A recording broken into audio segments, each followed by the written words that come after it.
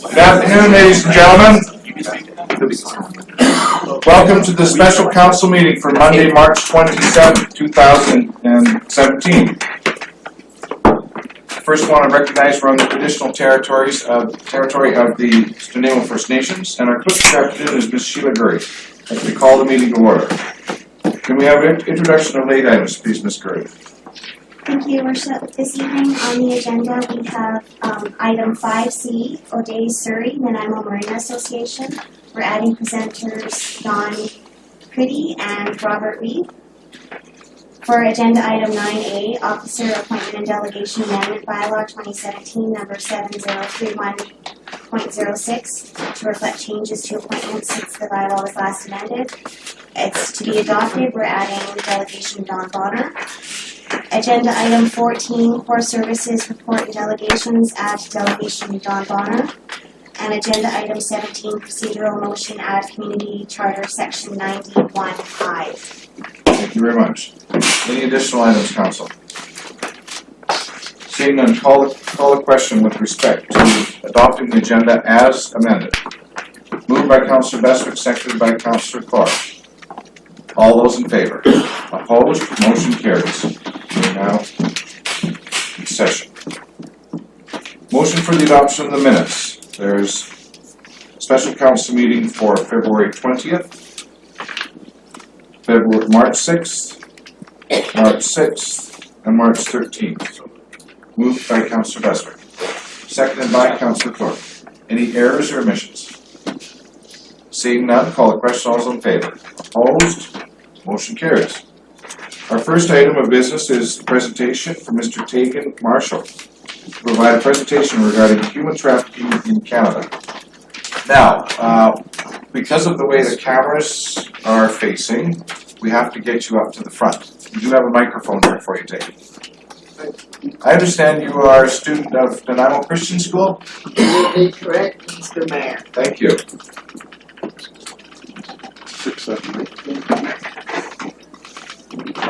Stand out of the way.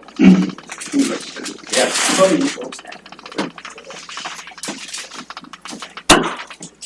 Turns on a dime.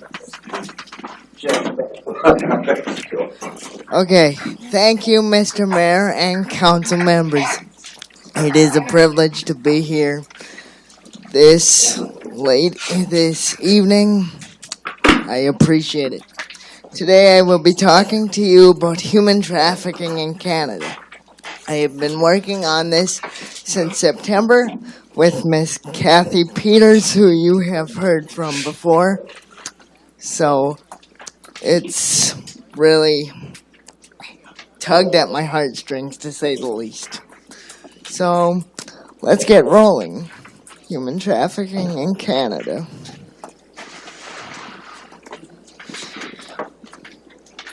Next slide, please. Next slide, please. There was a video there, but, technology. Okay. Human trafficking is the recruitment, transportation, or harboring of persons for the purpose of exploitation, typically in the sex trade or for forced labor. It's modern-day slavery because now we have more living slaves today, which are children, than ever before. This is worldwide, but it happens at home. I know when I started this, I thought human trafficking is only a third or second world issue. But as I investigated, Nanaimo, Victoria, Vancouver, Toronto are all hotspots within this country, which we claim to be the true north, strong and free. Well, if that's the case, why are we treating children this way? Next slide, please. Okay, this video doesn't work, unfortunately, but I'll give you the premise. This is a treatment recovery center for girls in Manitoba. And the way these pimps and these Johns treat these women are abominable. The average age of entry of the sex trade for children are 13 years old or younger. So they romance them. They tell them that they're pretty. They do all the flattery stuff to get them under control. And then they turn the tables. So most of these girls don't view their abusers, their pimps, as pimps and dangerous people. They view them as boyfriends because of the gifts and stuff that they compliment them with and treat them like gold at first. Next slide, please. 75% of children in our sex trade started as children. That's a large number. And I'm sure some of you have children or grandchildren. You wouldn't want this happening to them, I know. And it's so lucrative that it's more lucrative than the drug trade. The average age of entry is 13. This is important. This is our First Peoples here. Up to half of sexually exploited youth are identified as Aboriginal. And this one hits me hard because of my situation. 50 to 98% of children exploited were once in foster care. Those are some staggering numbers. And it's not what we want to see for this country. It happens here in Nanaimo. It happens in things like massage parlors. It happens in things like casinos. It happens in things like businesses which have been approved under front for human trafficking. Next slide, please. The law presented in the House by MP Joy Smith from Manitoba, the Protection of Communities and Exploited Persons Act. What does this bill do for us? It was just adopted again, and it was only brought to the House 2 years ago. 1, targets the demand by targeting the buyer of sex. The predator, the pimp, John, are criminalized. Recognizes the seller of sex, so the girl, not as a criminal, and exit strategies are put in place. Very important, but most of these girls don't make it out alive. Next slide, please. 4 P's. This is what we need everyone to do. We need prevention, we need protection, and we need prosecution and partnerships. We need these partnerships. You, as the mayor and council and people of Nanaimo in general, can be the partner that stops this thing. Next slide, please. What can you do? Next. Read the book Invisible Chains, which I have here, written by Mr. Benjamin Perrin from North Vancouver. Well, he was raised in Calgary, but he now works in Vancouver at UBC as a professor of social justice and law. He studied this for 10 years in Cambodia and then saw the pain that was happening in Canada. Next slide, please. Share what you've learned. We can stop this thing. What I need is men in particular men, grandparents, parents, people my age to stand up and stop this thing. It's due to pornography and due to the wanting of power.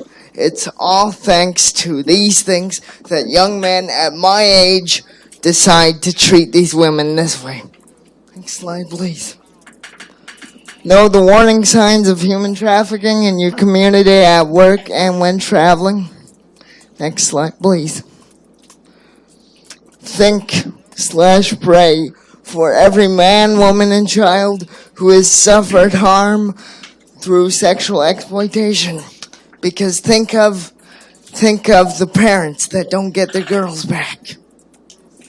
Think of the grandparents who have daughters and granddaughters who they will never get back. So, Mr. Mayor and Council, I have a ask. I would like to meet with your chief of police to discuss what he can do and what we can do to stop this thing and further. Because the second we stand up and say we're not going to stand for this, we can do major things. All it takes is one person to start a movement. Thank you, Mr. Mayor. Thank you very much, Tegan. Any questions? That's probably...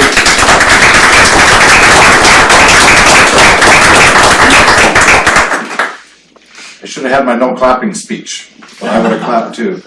That's probably the most moving presentation I've ever seen in front of this council on the 4.5 years I've been involved. Thank you very much. Questions for the delegation? Seeing none, thank you very much. The chief of police is here, so I'd like to try and arrange a meeting, or I guess you will, as quick as possible. I know that, Tegan. The chief is here. This is the officer in charge of RCMP, and he'll set up a meeting with you. And thank you very much for it. Could I have the slide on the 4 Ps again? That's why I missed writing those down. Thank you.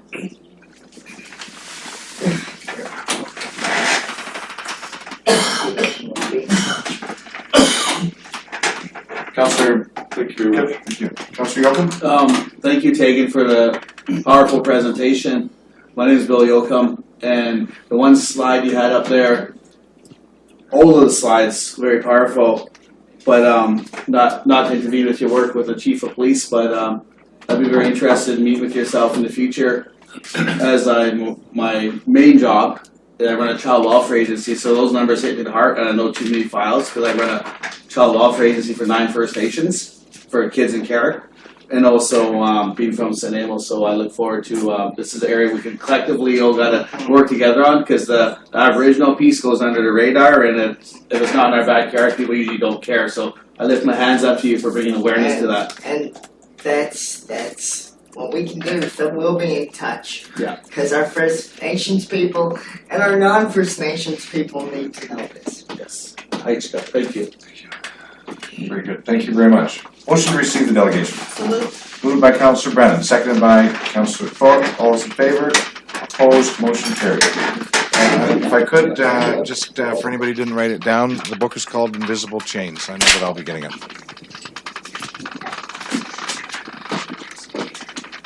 The next delegation is presentations from the FCS group to provide an overview of the City of Nanaimo's user fee review project.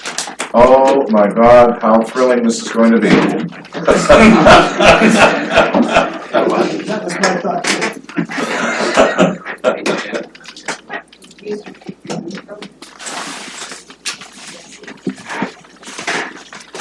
Mr. Mayor and members of the council, I appreciate being here. For the record, my name is Gordon Wilson. I am a senior program manager with FCS Group, and I'm visiting Nanaimo for the next 3 or 4 days, gathering information. Sir, the sound is really bad in here, so if you can adjust that microphone so it gets closer to your mouth, that'd be great. Okay. Is that better? I know that. Can you hear? Okay, great, thank you. Okay. I'm here to briefly describe for you a study that is just beginning right now. We don't have findings at this point, but I wanted to let you know what we would be doing. The purpose of the study is to identify the cost of the various services that the city provides in all of its departments for which fees are charged, and then to find out how much of that cost of service is recovered through the fees. And we've been contracted by the city to do that analysis.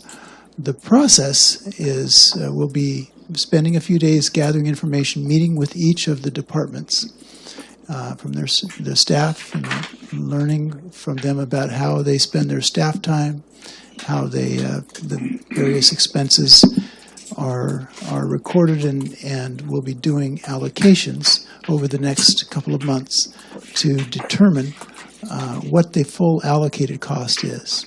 We'll also be providing an indirect cost allocation model to the city finance staff. They can update their overhead allocation model, and that will also provide an input into the user fee study. Then at that point, we'll after identifying the cost of service, we will identify how much the revenue that comes from each fee and compare that so that there will be a percentage for each type of fee. There are about 200 fees that the city now collects, and it identifies in the bylaws. And each of them will have a percentage cost recovery that the city can use to decide what kind of policy you should have with respect to the cost recovery. You can decide that you want to try to recover 100% or less than 100% or more than 100%, but at least you'll have the information on which to make that judgment. Some kinds of fees are different than others. Licenses, for example, are often a revenue instrument in many cities, not intended to be simply a cost recovery item. But even then, we want to know what those costs are.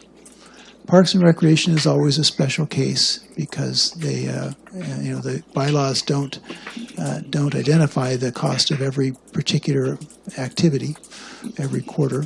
That's done by the recreational coordinators. So we'll be presenting information that focuses on the bylaws, that there are certain fees for Parks and Recreation that are in the bylaws. But we won't be going into the kind of detail that would be possible for Parks and Recreation. But we're happy to be here, and I appreciate the chance to serve the city on this. So if you have, the time frame I was going to mention, we'll be back before you with results in July, end of June or early July.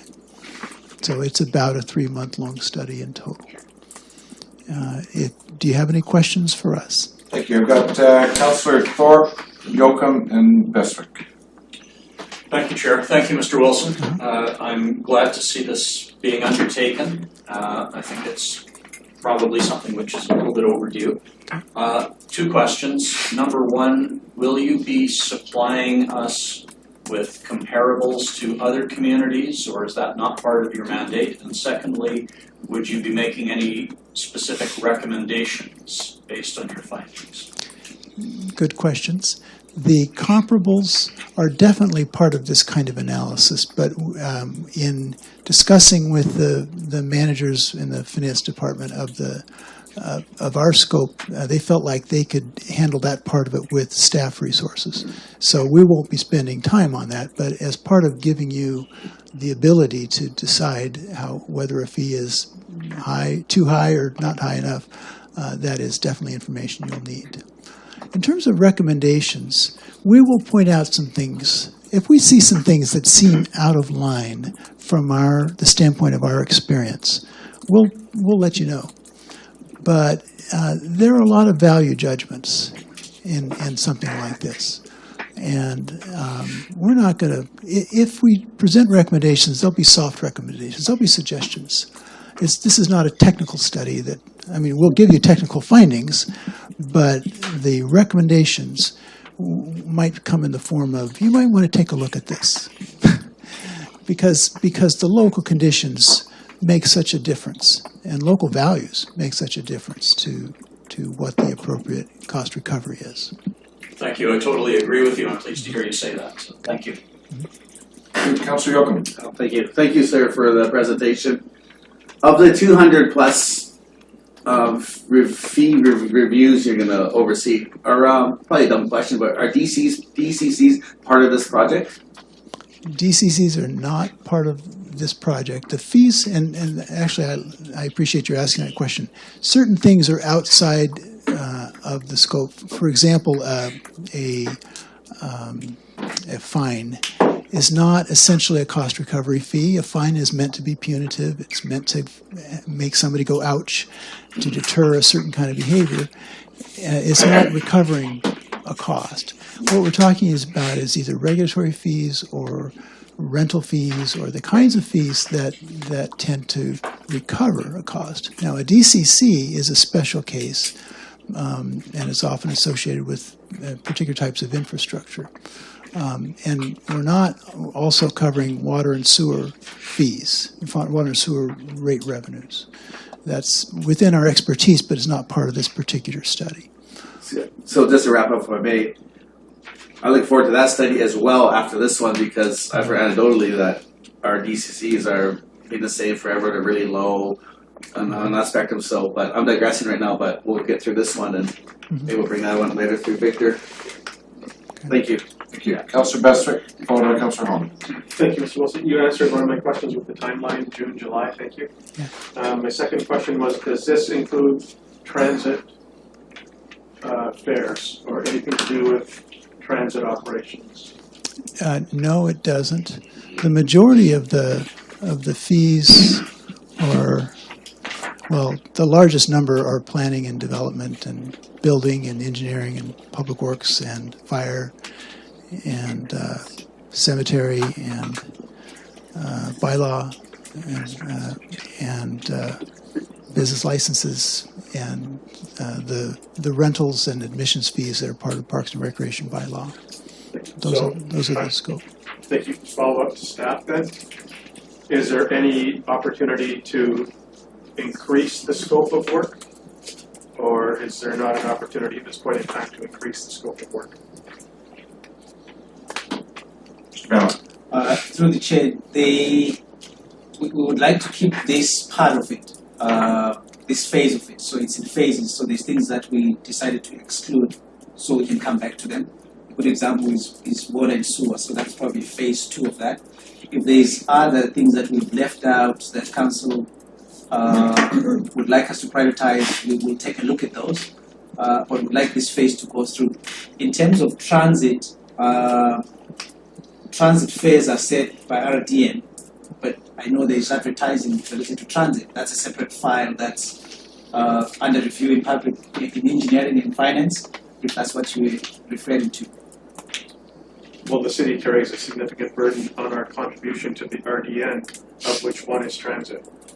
So while it is the function of the RDN, the city contributes significantly to the RDN's transit function, obviously for the city of Nanaimo. That's correct, through the chair. However, the best place to do that review would be at the RDN, because they would have all the costs. We would not carry all the costs for us to do that review. So the best place to do that would be at the RDN.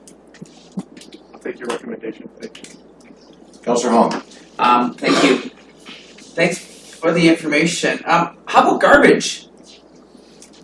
Garbage, just like water and sewer, is actually, garbage is not an enterprise fund. It's run out of the general fund, but as a cost recovery tool, it wasn't included in this scope. Once again, it's within our expertise, but wasn't within the scope of this particular study. We can do garbage. We know how to do it, and water and sewer is the largest part of our practice, but it just wasn't part of what we were looking at. Yeah, just a question. The reason I asked is we're just about to start on a multi-million-dollar project to redo our garbage trucks and go with automation, and we have numbers from staff and what they look like. So I just didn't know if that was the case, but if it's not, we have the numbers from staff. It would have been nice to know. Thank you. I've got a couple of questions through to Mr. Memo, and they are, with respect to the terms of reference, comparisons to other communities. I heard Councillor Thorpe suggest that, of similar sizes, but the cost and the fee strategies versus taxation.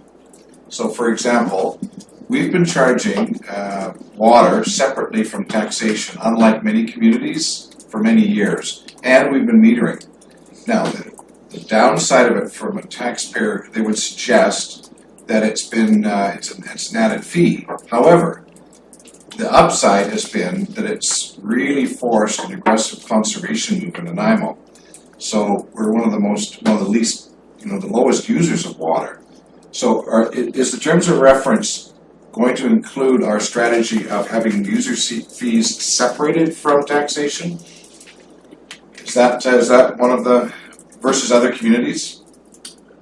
So I'll take the easy one first. The comparisons that Councillor Thorpe asked, we will do those internally, and we will interface with the work that FCS is doing. And so when the report comes, you will see those together so you can compare with other communities. And then the second one has to do with policy and philosophy around what you just described. We will be developing the policy side of it alongside the work that they're undertaking, because the work they undertake informs us in terms of what policy issues to deal with.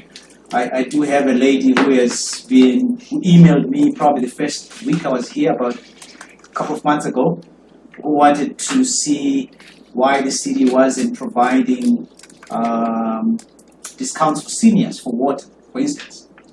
And I pointed her to this study. And so when you get to the policy and philosophy, we'll have that discussion. And the water and sewer strategies, especially for water, what you just described, that's going to be phase 2. And that's where you discuss whether you bring this as one charge instead of separating in fees and taxes, what that means, and comparing with everybody else, and what that means in terms of conservation as well. And so it cuts both ways, and we'll get to that spot, and obviously we will interface with FCS. Thank you. My final question would be, with respect to renewal and updates, we tend to refresh rates, upon prompting sometimes. Whereas I see other communities, Langford being one of them, where everything goes up 3% a year. Everybody knows that it goes up 3% a year, and they never have to go to this. What they're saying is that when you go 10 years with no rate increase, nobody's paid any attention to it, and all of a sudden somebody wakes up one day and says, we should revise these because our costs have gone up significantly. So to avoid that 30% increase over 10 years, they do an incremental increase every year. And I'd be interested in whether or not that would be part of a terms of reference about updating fees. So obviously, I think the best case is to update these as frequent as practical as possible. I think what you're referring to is a policy issue, and we will obviously, when we come back, deal with that. Because the other side of it really, you have to deal with the politics of fee increases. And if you don't do them, quite often the day you want to do them, all of a sudden you make a political decision because there's so much opposition to the hike, which has no business merits at the end of the day. So I think there's best practices out there that we can obviously learn through FCS and other communities around. Thank you very much. Any other questions? Seeing none, thank you, sir. Motion to receive delegation. Moved by Councillor Thorpe, seconded by Councillor Brown. All those, sorry? I just omitted one thing. There was a question about DCCs. Yes. And Mr. Lindsay has been very busy with the committee on DCC updates. You should have received on Friday our update on that. It's coming on Monday, April 5th on the DCC, so we'll be able to address that. Thank you very much. Motion to receive delegation. All those in favor? Opposed? Motion carries. So the next, thank you, sir. The next delegation is Mr. Ode Siri, Don Pruitt, Robert Weed from the Nanaimo Marina Association.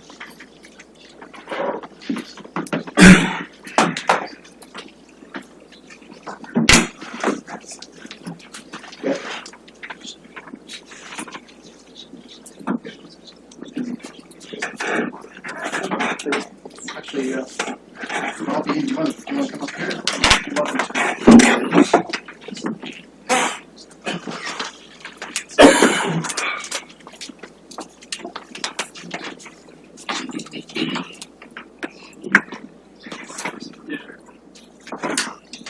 He's pretty stuck on the Malahat, is he? Yes. Or can't get over the Malahat? He says it's relaxed. He's only calling it crawl? It's one of those.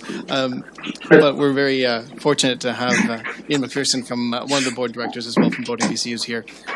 Mayor, Council, good afternoon. Thank you very much for allocating us some time this afternoon to meet with you. Ode Siri with the Nanaimo Marina Association. And of course, Rob Weeb here from the Nanaimo Yacht Club. Ian McPherson from Boating BC is joining us in the back. This afternoon, a bit of an update to previous discussions and previous meetings that we've had on the future of our harbour, the future of the Port Authority, and how boaters and marina operators are trying to have a better solution than the services that are being provided today. So we've all acknowledged in the industry that we are in a crisis. As we get into that, we'll give you a bit of a background on the Nanaimo Marine Association, some background and update on the Port Authority, and how we can go about discussing the next steps, replacing the port with a Made in Nanaimo solution, which one of the recommendations we're putting forward is the Greater Nanaimo Waterfront Association. And we can give you an update on discussions with Transport Canada and discuss next steps and take some questions and answers as well. So the Nanaimo Marine Association, as we've presented earlier several months ago, represents the following marinas that are listed below. In addition to the marinas and the yacht club, we also do represent the interests of over 1,500 boaters across the community. We're very proud of the fact that we have strategic alliances from Departure Bay to Duke Point. And what do those look like? Those are alliances and relationships that we have formed with Sinaima First Nation, the Nanaimo River Estuary Log Storage Association, which is the companies like Western Forest Products, Coastland Industries, and also Harmac.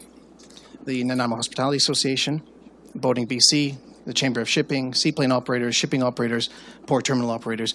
These are all groups and entities that we've solidified very excellent relationships with over the course of the past year. And as you already know, we did form this association to address the unfair rate approach from the Nanaimo Port Authority, which was implemented in 2012.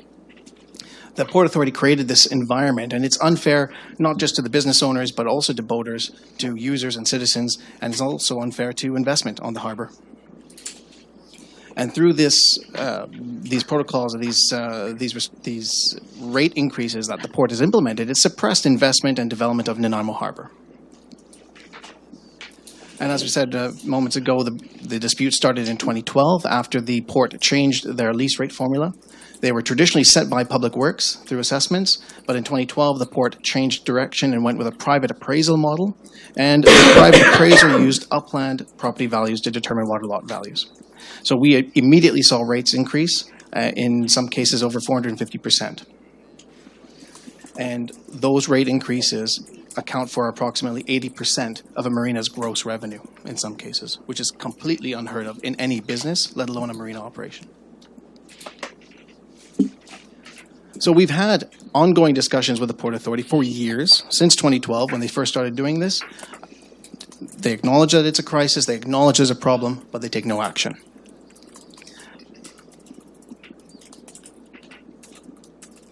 In our last meeting that we held with the port, which was in November, it was in the first week of November, and that discussion had ended with a promise by port officials to meet with Minister Mark Garneau and Deputy Minister Michael Keenan in Ottawa later that month. Now, you'll remember that because I presented to you in council, to council back in November after this meeting, requesting that City Council support our efforts and the Port Authority's efforts that we believed at the time were to go to Ottawa and present our case to get a lower rate structure for Nanaimo Harbour. because at the time the port had said that they have rules to follow, and those rules have been dictated and outlined by Minister Marc Garneau.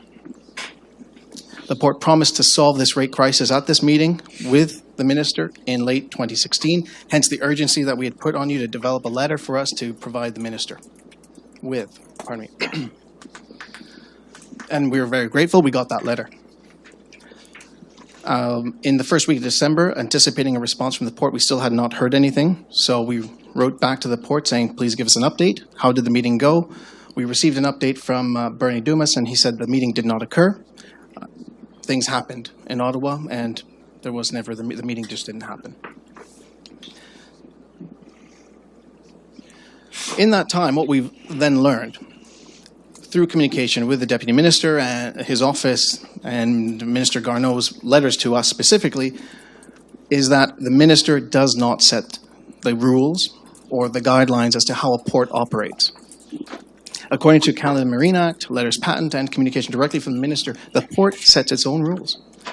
So, in essence, or the reality is that the port could have prevented this crisis by following a provincial model.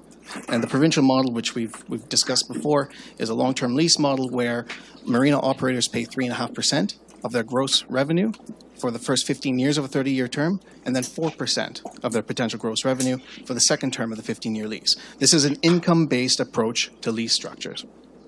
This is what we wanted the port to implement, but they didn't. So they could have resolved this crisis a very long time ago by listening to the user groups and listening to the community. But privately, we know for a fact that the port says that there is no problem. They tell us, yes, we acknowledge there's a problem, but in closed doors to others, they say there's no problem. So we've concluded that the port has not been honest with us, nor has it acted in good faith.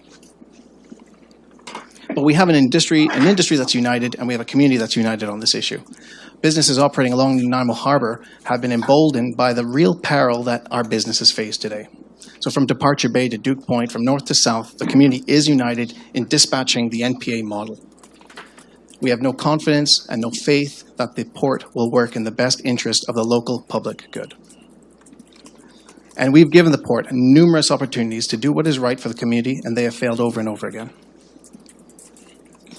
Now, through this, there is an inspirational solution that is available to us, that's available to other communities, and it's one that's practiced right here on Vancouver Island in Victoria, and that is the society model for a harbour front stewardship, and that's what they have in Victoria. It's the Greater Victoria Harbour Authority.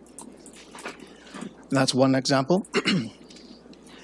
And it's of particular inspiration because as a society model, it ensures that governance of the harbour reflects and is responsive to the local public and to the economy. So as we propose the Greater Nanaimo Waterfront Association, this would be the first step in reclaiming the harbour for the people of Nanaimo. And the society model forms the basis of best-in-class Nanaimo-based solutions. And this is something that we discussed with Transport Canada several times already, and they have told us point blank that whatever solution that we put forward, it must be something that the community can rally behind, can support, and will get extra credit if it is a model that can be implemented in other jurisdictions across Canada, other port cities. So the GNWA is a not-for-profit, community-based solution. So the entity would become the official steward of Nanaimo's federal Crown water lots. They would still be owned by Transport Canada, however, the GNWA would be the steward of those properties. The focus is on economic development along Nanaimo Harbour for all industries. Financial benefit would be mandated to stay in Nanaimo with revenues generated to be reinvested in Nanaimo Harbour. So what that means is all of the lease rates, all of the income that would be achieved through the society model would then be mandated to be reinvested in the harbour. Public amenities, public access, whatever the board of directors of the society sees fit. Annual revenues of the society would be expected to be in the millions, and that's just going off of the financial statements that the Port Authority has right now. They generate about $8 to $9 million in revenue the last few years. And the Greater Nanaimo Waterfront Association follows the successful creation and operation of the Greater Victoria Harbour Authority, and that's been established as a not-for-profit society under similar conditions as what we have today here in Nanaimo, but that was established 15 years ago. So here we are, almost 2 decades later, and Victoria Harbour is a shining example of how a harbour could be. We have excellent community partners, and in our view, the City of Nanaimo, Snuneymuxw First Nation, the RDN, industry and businesses along Nanaimo Harbour are essential participants in this model. And we expect to work with all parties and stakeholders to finalize this proposal and this model in order to advance it with Transport Canada. I have to stress here, this is not something that happens overnight. We start a process to have dialogue and discussion with Transport to move the model forward. What we're acknowledging is that the model that we have here in Nanaimo, the way it is practiced today, is broken. It's fundamentally flawed from the core. So we need to move away from that model and develop a better strategy. And when we're talking about the harbour, I think we all have an emotional connection to it. I think the entire city focuses on the fact that this is the most important asset and jewel that Nanaimo has to offer. And because of that, it unites us as a community. So when we work together to enhance this massive asset that belongs to the community, it is better for all of us combined. So where are we at with Transport Canada? So we've had several meetings over the course of the past year discussing this model and bringing it forward. And I already mentioned earlier that this is a model that they have seen work. In fact, it's the same thing that happened in Victoria. It was Transport Canada properties that they divested from and gave to the society with some money as well. And we've also had discussions and a comprehensive focus on stemming from problems that are across other port authorities as well. The critical part of this is that the senior government officials outlined that we do need to have a Made in Nanaimo solution that's backed by the community. And again, the bonus consideration if this model can be applied nationwide. So what are the benefits to Nanaimo? As we've discussed, Nanaimo Harbour becomes a self-sustaining community asset, and the community has a say as to what waterfront enhancements and growth possibilities would occur. The waterfront amenities, public access and amenities would mainly be paid for by the revenues that are accumulated from foreshore leases and from industry. And the society, through consultation with the community, its board of directors, can fund and finance other plans for recreational, commercial, industrial districts of Nanaimo Harbour. That's a critical part because really this society, this community is then able to become the leader as to what kind of waterfront they want to have. And for industry, it creates a fair economic playing field where all businesses have an equitable relationship and an equitable and fair fee structure with the society. So in turn, that creates more economic development by promoting sustainable growth. And those are the core things that business and industry really need: certainty and stability, things that we do not have today under the port model. And the benefits to the Nanaimo Marina industry are the fact that it offers stability and certainty, as I just mentioned. Industry can forward plan, can prepare to reinvest in their businesses and facilities, knowing that the lease and revenue sharing model is fair and equitable. There's no surprises. Industry will be able to grow their operations and employ more people, and the boating and waterfront activities will return to growth, which we all outlined as a demographic in this community is a concern for all of us on the harbour, is making sure that we do have the next generation of boaters coming up from the existing pool of boaters that are in the community now. And so for next steps, we are requesting that Council support these efforts to work with Snuneymuxw First Nation and as well the City of Nanaimo, the RDN, the marine industry and the community at large to form a not-for-profit society tasked with becoming the official steward of Nanaimo's waterlot properties. Thank you. Questions? Councillor Yocum. Thank you, O'Day, for the presentation. In regards to the movement 15 years ago in Victoria, I don't know the circumstances 15 years ago or from what I understand today from your slide, it's working. So were they in a similar position as well 15 years ago? And we can plant our situation back then to now and it's worked well for Victoria? So like, what was the situation, I'm making this harder than it should be. What was the situation like 15 years ago compared to today? In a word, decay. Transport Canada, which was the official steward at the time, for 40 years before that as well, hadn't been reinvesting in its properties, and you saw the community really rise up from across various segments of Victoria. I mean, if you look at the board construction, the board makeup of the GVHA today, it's with Esquimalt First Nation, Songhees, the City of Victoria, the City of Esquimalt. So the community banded together to say enough is enough. Our waterfront is a jewel. It needs to be appreciated and developed and invested in for that purpose. So, though that's how it really started, is that the department hadn't really done anything to make it better for a number of years, and the community had worked together to come up with a better solution. And it's thriving today. Absolutely thriving. It's probably one of the most popular destinations for a harbor in on the south coast. Thank you. Thank you. Thank you, Councillor Bestwick. Thank you, Mr. Suri. Appreciate your presentation. I think I have 3 questions, but I'll try to start with, you indicated that the Port Authority generates $8 to $9 million. Is that net revenue? Yeah, those are gross revenues. Gross revenues, thank you. You've indicated that the provincial model at 3.5% for the first 15 years and 4% for years 16 through 30. Maybe some of the people in the audience are observing may not be aware that there's businesses operating as your neighbors and competitors with those benefits and advantages, which perhaps puts some of the businesses in a less than desirable competitive situation. Would that be a fair comment? Absolutely. Actually, that's why I wanted to bring this map back to you this evening. We've used this map before, and it really highlights the inequity that's been developed here under the port model. In yellow are Nanaimo marinas in provincial jurisdiction. So there are 3 marinas there. In red are marinas that are in port jurisdiction, Nanaimo Port Authority jurisdiction. So those 3 models, those 3 marinas in the province pay 3.5% or 4% of their potential gross revenue as their lease. The ones that are in red, in the middle, are under a commercial appraised number. That's really a flawed methodology, a seriously flawed methodology.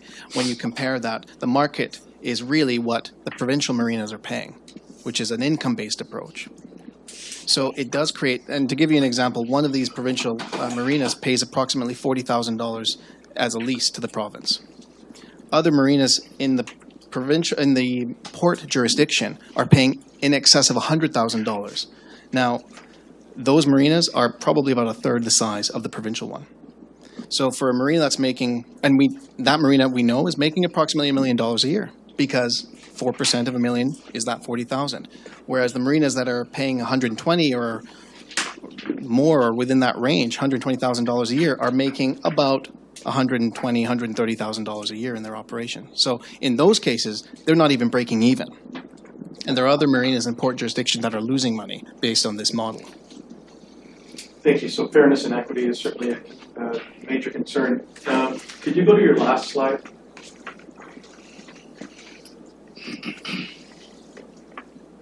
So we often get presentations, we often are provided with information about fairness and equity or otherwise. This is a pretty major undertaking. Would you agree? I think it's it is probably the largest undertaking that we as a community would take on. Just sheer volume of property that we're discussing, the sheer value of what this means to the community. This is something, we make no mistake, we're making history here if we move forward with this. So my last question, if I might. So when you say next steps, is that in the form of a motion or a recommendation? And I'm not making one, I'm just asking, is that what you're asking council to support the efforts of the GNWA with the RDN, First Nations, and marine industry, community at large, to form a not-for-profit society tasked with becoming the official steward of Niles waterlogged properties? Where does that go? Where does the rubber hit the road? Like, who makes the decision ultimately? So if we were to do that next step, what's the next step after that? What happens? It's a very long process. I mean, there is no magic wand. If you were to adopt a motion to bring this forward and to establish this new society in the makeup that we've provided with the Constitution and bylaws that we've got provided, it's a long step after this, and there are multiple steps that have to occur. What's important right now for Transport Canada is that they see that the community is united behind a solution, They understand that this is what they'd like to see as a model for their community, as a stewardship for their harbour. And then the discussion, the dialogue commences with Transport Canada as to how they begin divesting these properties from the port model and the Canada Marine Act and replace it with a society model. This will not happen overnight. This will take many months, if not years, but the process must begin somewhere. It must begin at some point, and we feel today is that time. Because we are just setting the wheels in motion to start getting this process, to start establishing a model that's better for the community. I do have one last question. Is this the model, is this through your discussions with Transport Canada? This is something that you've already discussed with them that would need to happen in order for them to listen? I've shared this in camera before, and I'll say this publicly today. The meetings that we've been having with senior government officials have been, at best, surreal, because those discussions really focused on one government department sharing with us how to remove a government agency from your community. It was surreal, in a word. So they did outline steps that we could take that would get to a process where the community would benefit in the long run and where a new model would be implemented. But it's a process, and we are following steps that have been recommended to us by government officials, by very experienced law firms that have been involved in situations like this. And we have to take, there are three elements to this. There's a political dimension, there's an economic dimension, and there's a social dimension. Politically, and even just yesterday, Finance Minister Bill Morneau said it again, airports and ports are on their radar to divest from. And it's not they haven't decided on what that's going to look like, but they've called it under the asset recycling program, and that's shifting those properties and those assets to the private sector. Now, that's not something we're proposing here. We want to keep these assets in the public realm under a society model because that's the most accountable to the community in a broader perspective.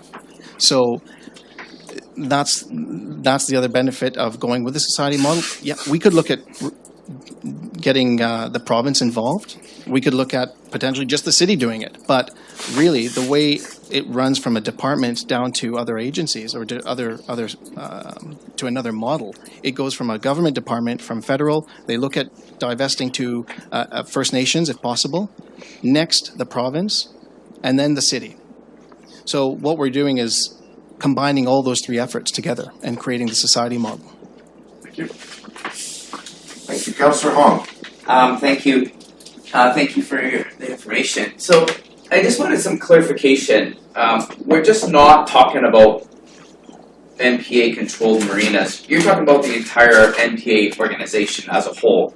So that includes managing the harbor patrol, the anchoring of freighters out in Gabriola, because I know we had a big issue from Gabriola. It's about them wanting to add 7 more anchors within their jurisdiction.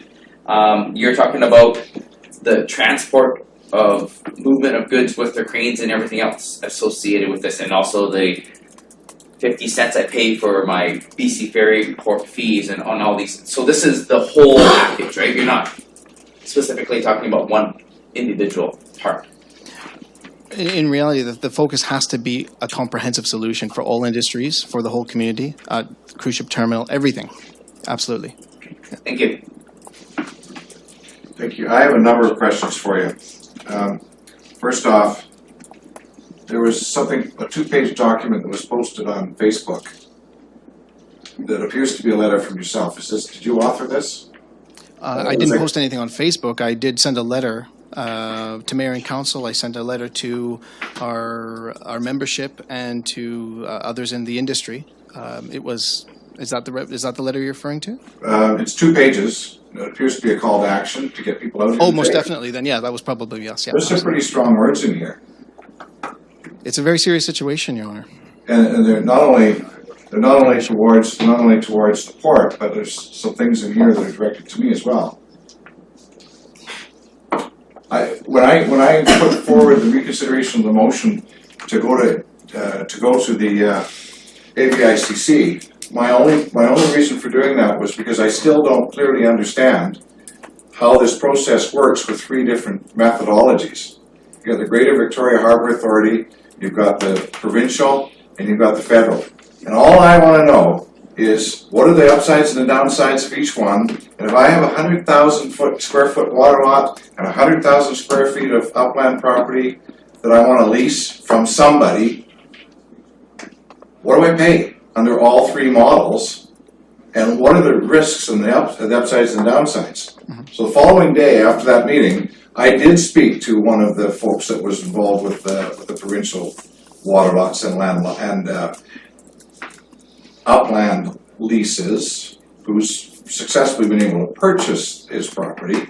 One of the things he said was in 0809, just by the grace of God, did he not get renewed under the provincial regulations, because had he done so under the provincial framework, his business would have been bankrupted. That's under the provincial. There's also, I can give you an example of that and why that would happen. So, for example, in Vancouver, that's a serious problem. That is a serious issue. And if you look at, the reason for that is the methodology for fill property is an appraised value, which is 8% of your appraised value is what you would pay for a fill property. That's what the province does. So in Vancouver, appraised fill is extremely expensive because they consider highest and best use to be condos and towers. Now, that's not a problem in Nanaimo, and that's why I'm going to just go back to the slide here. When you look at when you look at this map, a provincial model for Nanaimo is fine, even when you look at the appraised value of the fill, because the fill is worthless. In terms of highest and best use, there's an RDN interceptor, a massive sewage system that runs right through all of the fill properties along Newcastle Channel. So take a value, an appraised value, not an assessed value. Take an appraised value of what a fill would be on waterfront. It better have a substantial discount when you have a sewage system right below you, because you cannot build anything on top of that. And that's the core difference between provincial models in, I don't know the example you're referring to, but in Vancouver, it is not an apples to apples comparison. And so why we've asked for the RDN to be on the board of a society like this one is so that they bring that nuance to the table in 50 years' time when we're no longer around, or hopefully I'll still be around, but some of us won't be. But in 50 years, we don't want to be going through this problem again. We're trying to set this up for future generations where it is a fair and equitable system. Thank you. Next question is, what's the provincial zone rate? What does that mean? The provincial zone rate? Yeah. That's a good question. I'd have to get back to you on that. I'm not that, I don't know the answer to that. One of the things that always concerned me about the federal leases is what I call the 5-year surprise package. Mm-hmm. And that's where, you're bubbling along. If you've got 2 years left on your lease, you're going to end up with a reappraisal. A reappraisal that could be multiple times of what you're paying right now, based on the upland value. So I've always been concerned about that, and trying to give some sort of longevity or the ability for businesses to plan long term. However, I was told that the provincial zone rate, while the feds do it on a 5-year basis, the provincial zone rate can change tomorrow, just because the assessor or the appraiser happened to show up. So I'm confused about that. And I think that's why we keep referring back to the income-based approach. Tax it like income, and that way the business's success or failure won't be impacted by a lease rate, which is artificially set currently. Well, there was a very controversial project a couple of years ago with the boat basin, where the city was looking at, the port was looking at taking that boat basin and giving a long-term lease to a private operator. And I got a call from a marina operator saying, please approve that so that we can get our rates up. Our rates are in the basement right now. We can't afford to make any improvements to our properties because our rates are driven down so low. Well, if we look at that model, that's a really good example. How do our rates compare with somebody else like Victoria or Vancouver? Considerably less. But if you look at that example in 2012, what happened? And here's the challenge with the port model as it's practiced in Nanaimo. The Nanaimo Port Authority has this natural inclination to manipulate, misinform, and mislead the public on what they're trying to do. So it's really difficult to have a conversation about what you've said with them on this issue. But what that development would have done and why it was so problematic. There was no public process. There was no public discussion. There was an announcement. I mean, I remember being invited to that.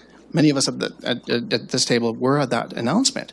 And I think we were all fairly gobsmacked when we just stood there, sat there, and listened to an American-backed company say what they were going to do to Nanaimo's Inner Harbor with no plan, no discussion, no consultation with First Nations, no consultation with the community. It shocked and surprised a lot of people. And as a matter of fact, that's one of the reasons why Michelle Corfield is the city rep on the Port Authority's board. And that's why she got on there. The point was that there was a marine owner saying we need to bring our rates up. So if we go on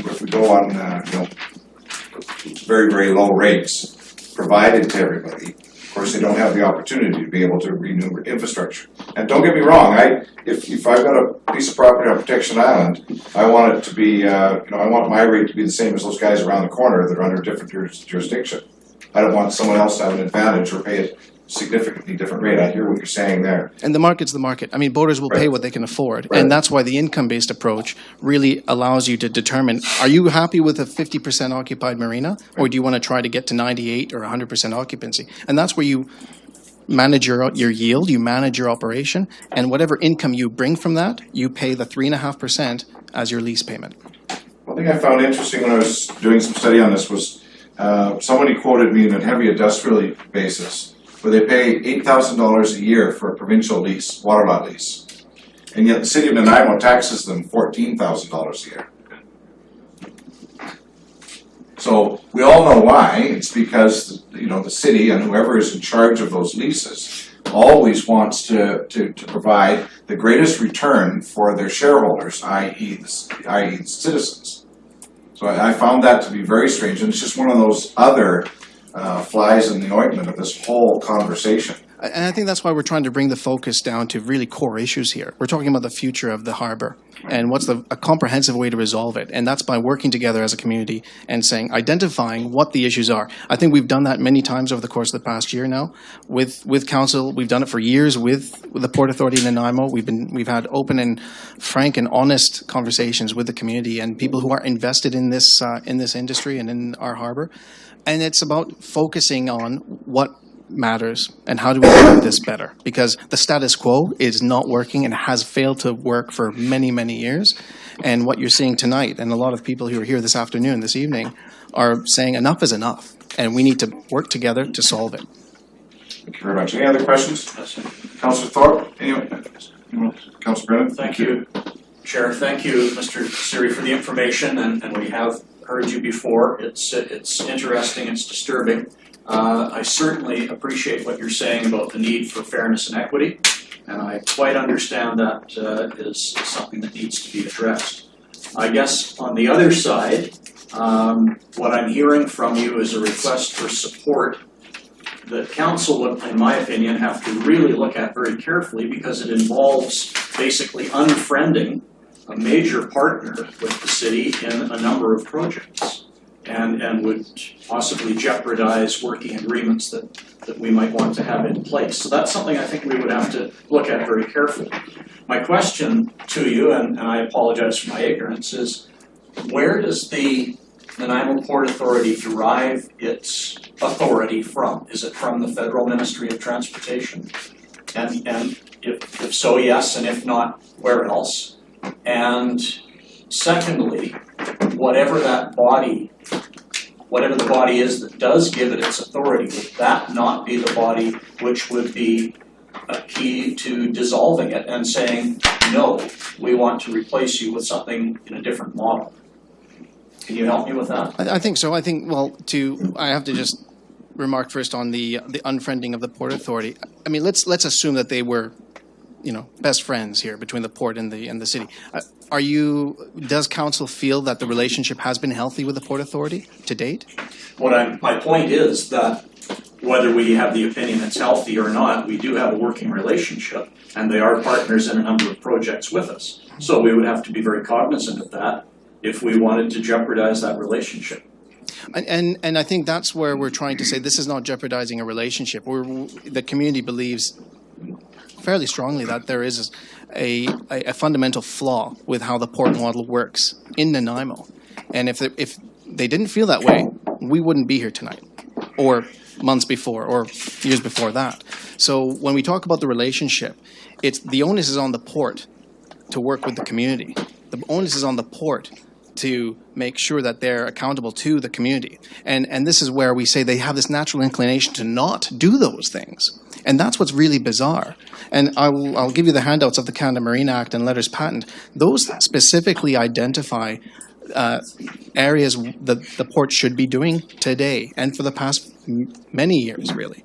And they haven't. So there are a number of infractions, and we've raised this with the Deputy Minister and with the Minister's office in Ottawa. And so it's a troubling issue for all of us. So we're trying to say, well, if they're not even abiding by the Canada Marine Act now or in the past, what's going to make them change? Because everything we've tried to do for 5 years has gotten us nowhere. It wasn't until we went public and said, we need other people to be involved here. This is lunacy. And then they started to say publicly, yes, there's a problem. But privately, they say there's no problem. They blame individual marina businesses. They blame individual owners. They personalize it. And I really don't understand why. Own up to the problem, own up to the crisis, resolve it. You have the power to do it. Minister Garneau has written to us twice saying the Port Authority of Nanaimo has the power to do what it wants and what it can to make the community a better place. And they're just not doing it. So why that is, I can't answer that question. But on your third point, if you could just repeat what that one, then maybe I can get to that. Or maybe I answered it. No, I don't think you did, but I appreciate your other information. My question was related to where does the Port Authority derive its authority from? Okay, so the authority comes from the Canada Marine Act. So the Act states the port authorities across Canada are independent agencies of Transport Canada. So their day-to-day operations are independent of what Transport Canada does. That's how they've been established. They are, in essence, for-profit institutions or agencies, but for-profit within reason. And it even says that in the Act, that this is not set out to be a multi-billion-dollar corporation that takes advantage of its users. Let's not forget, the users are the ones who invest in those properties. We do all those leasehold improvements. Every marina owner that is in Nanaimo invests in the public amenities, in the foreshore docks, walkways, all those things, not the port. So those are things that are not accounted for when we talk about this whole bigger vision of how the port should be run. And it's taking advantage of the situation. Thank you. Councilor Brennan. Thank you. I don't have a question for Mr. Siri, but I have some thoughts on the motion. I don't know if you want me to share with you or just with the council. We have no motion at this point. Okay, I found your presentation, and every time I've had it and we've talked, I find it a really compelling story that you tell. I am kind of persuaded by what you're telling us. But I'm interested to just roll back those few years when the Port Authority introduced the idea of using the American company to develop our boat base. And one of the things you said was you were gobsmacked by that, and I too was gobsmacked. And so the city did go into action, and we were asked to meet with the Port Authority pretty quickly after some of the comments we made. It's just that we do have this liaison committee with the port. My understanding that this topic has not yet been discussed with them. Am I right on that? For those of you who are on that committee? No, you're not, Eric. Okay, can you tell me about that? No, because we're in camera. Okay, so it has I been can later though. But it has been discussed. Briefly, yeah. Okay. What I would like to see is that you said the onus is on the port to do something. And I would say the onus is on us too, the city council. The onus is on us to sit down with the port and say, talk to us, give us your side. Why is Mr. Suri wrong in your opinion? And so that we have a kind of understanding of why they would behave in the way that you described. So we need to know that. And as I say, I find what you tell us pretty compelling. I would just like to have an opportunity for them to tell us why you're wrong. And then for us to say, okay, well, we do support the Marina Group. Councillor, I wish you the best of luck in getting that information from them, because we've tried to do this for 5 years with them, and every single time they've refused to provide us the information as to why they've done this. It would be really simple if they would just say, hey, owners of marinas, boaters, guess what, you know, there's a new sheriff in town, we want the rates to be this much. And if that's the case, fine. But they've not said that. When we asked them the first time in 2012, they said the direction came from their board of directors. When we pushed the board of directors and said, what's going on here? The board of directors said they had no idea about this. It came from staff. When we pushed back on staff at the top levels, they said this came directly from the minister's office. This was a directive from, and we have the transcription of the meetings that we had with the Port Authority where they said that. They said they're going to go and talk to the minister himself, 22nd of November. They promised to get back to us. So this is where there's a significant disconnect in what's true and what they're doing. Right. And we're not discussing why there's a disconnect. We're just saying this is what's happened. And so that's where we have to conclude that this model is broken. They have an inability to be honest. So what do you do with a partner like that? So what I'm saying for council is that we need to demonstrate that to ourselves. We need to meet with them. We need to have them tell us their story. We have to say significantly different than what we're hearing from the marinas. We think we want to go with the marinas, but I think we have to, in our role, we have to have an opportunity to say to them what's going on. And then we make our decision. And I would also, and if they don't, if they could, I'm not going to say if they continue to not want to talk about it, but if they don't want to talk about it, well, then we have clear sailing to support. And I want to just zoom out for a second, because this is not just a marina issue. This is a harbor issue. Right. This is every entity that does business that happens to be in the port's jurisdiction. So whether it's seaplane operators or forestry companies, they pay grossly significant rates compared to their competitors that are in provincial waters in Nanaimo. So that's what So I it's want. not just a marina issue. No, and I just want to, just dot the i's, cross the t's, know our facts, and then make a decision. And not that I'm contesting your facts. As I say, I think you make a really compelling argument. I just want to hear what they have to say. And why haven't we had a longer conversation with them about this? I don't know, but I think we need to make that happen. That's probably shouldn't be saying that to you, should probably say that to council if there's a motion.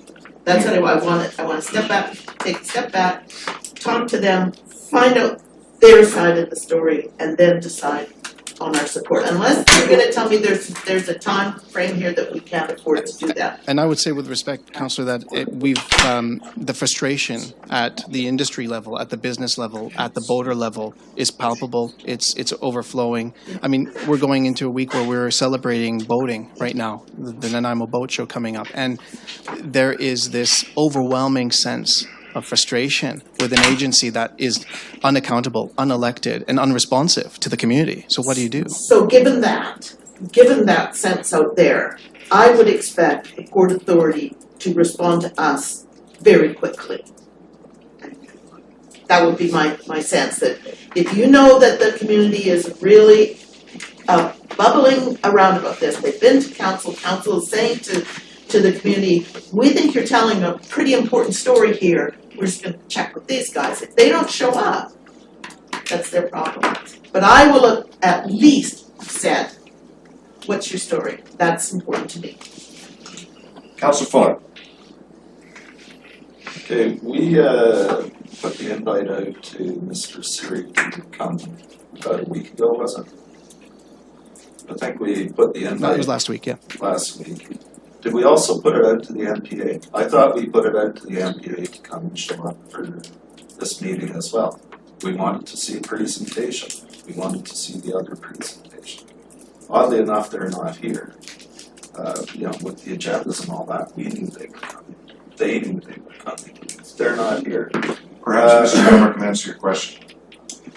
So the invitation was sent, and I think the key staff is on holidays.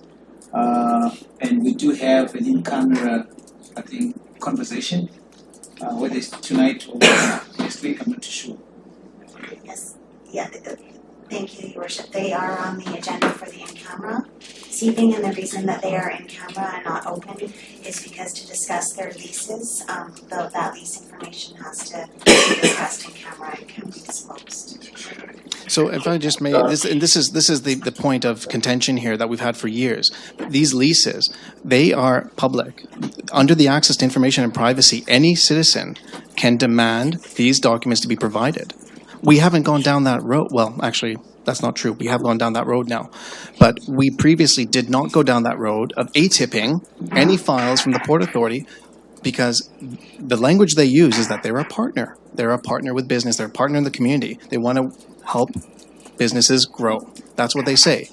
So when we said, well, then provide us these commercial appraisals that are saying that we should be paying 6 figures for a water lot, they won't do it. They say it's confidential. They provided a market analysis, which really has no bearing on our leases. So again, this is another example of how the port just refuses to discuss anything in public, which is outside of their mandate completely. They should be. This is a public entity. They should be talking to us as a community. They should be talking to us as industry. They should be talking to us as people.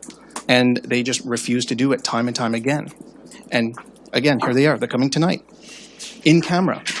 We have, as an industry, as boaters, as people who are vested in the marine services fields, we've been open, transparent, and honest from day one about what the problems are.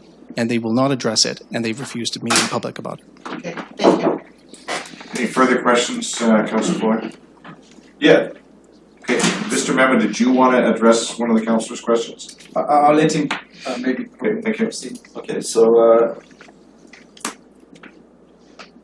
MPA wants to go in camera because they don't want to discuss the lease amounts. Is that the reason? Is that what they're saying is confidential? No one here has asked what you're paying for your leases. I'll gladly tell you. I know you would, but you're giving us general information. The MPA could have come and given us general information. We do have a committee that meets with the MPA, and probably 3 or 4 months ago, we actually met with them after this first came up. They gave us a presentation. It was very confusing. We asked for the Semke Mayor and Council. It never was. It was a very confusing presentation. Didn't make much sense. And they never sent it.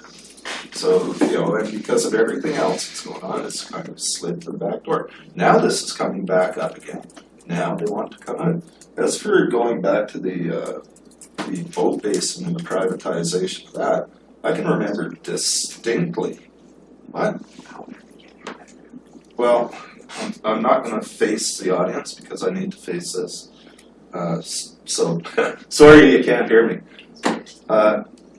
So as for the boat basin thing, I was involved with that.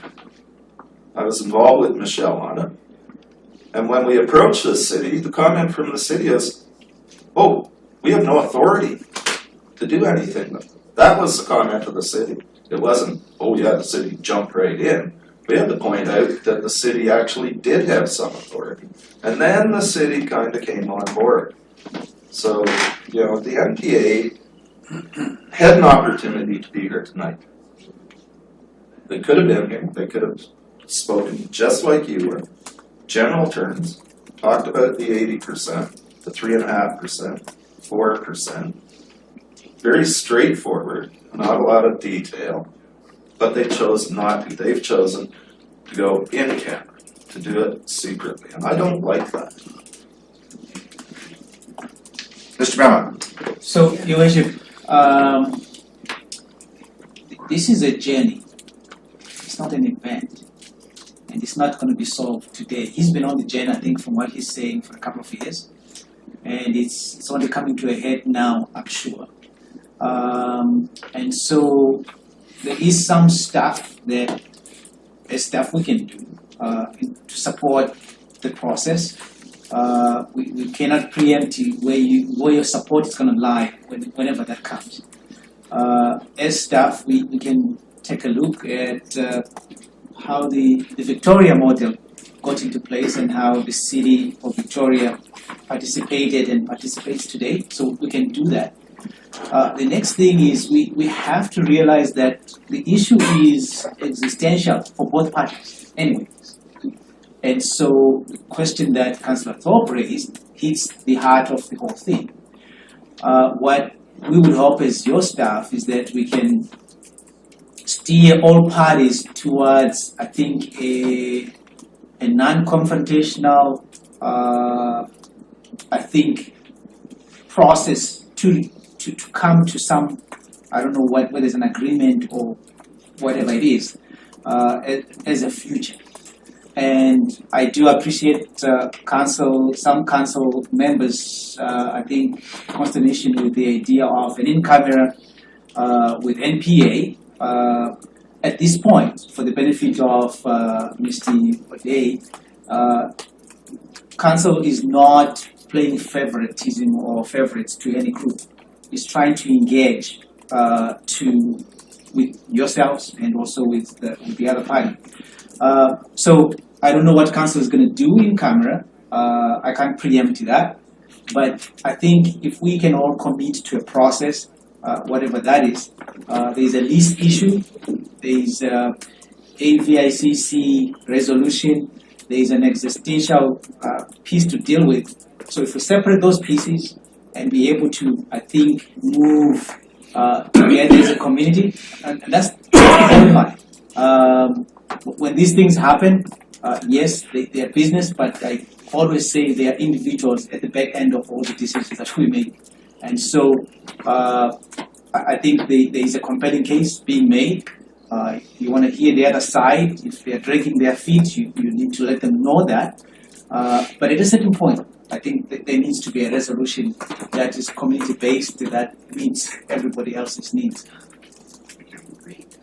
Councillor Bestwick. Thank you.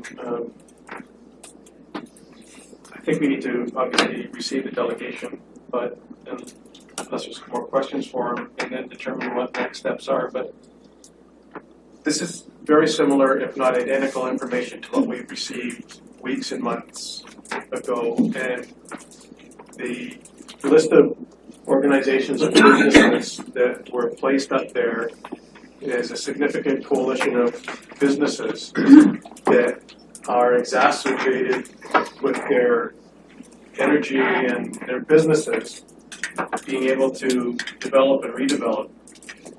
And we, this council, was so taken aback with the information that we received that we were willing to send a motion to the Federation of Canadian Municipalities and our own local AVICC, Association of Vancouver Island Community Coastal, to discuss and address this issue of fairness and equity as it related to how leases are determined in various jurisdictions. So, and now, if that's all fine and well, we do have a port liaison committee that discussed this, and it was in camera. And there's always two sides to every story, and so we did invite the Port Authority to be here tonight. There must be a representative in that organization that could have gotten back to us and said something, and we'll send somebody. Or our representative that could have gotten back to us, because I believe that she too was invited. So to me, this is all about the uncertainty and the fairness and the equity and the time and business, et cetera, lost, and potentially more business being lost. So this seems to me like it's abundantly clear to me the direction that I believe that this council should proceed in. And when we do receive the delegation, I'll be happy to make that more clear. Motion to receive the delegation. So moved by Councillor Bestwick, seconded by Councillor Fuller. All those in favor? Opposed? Motion carries. Thank you, sir. The question is, when would we feel like discussing with presentations later in the agenda or now?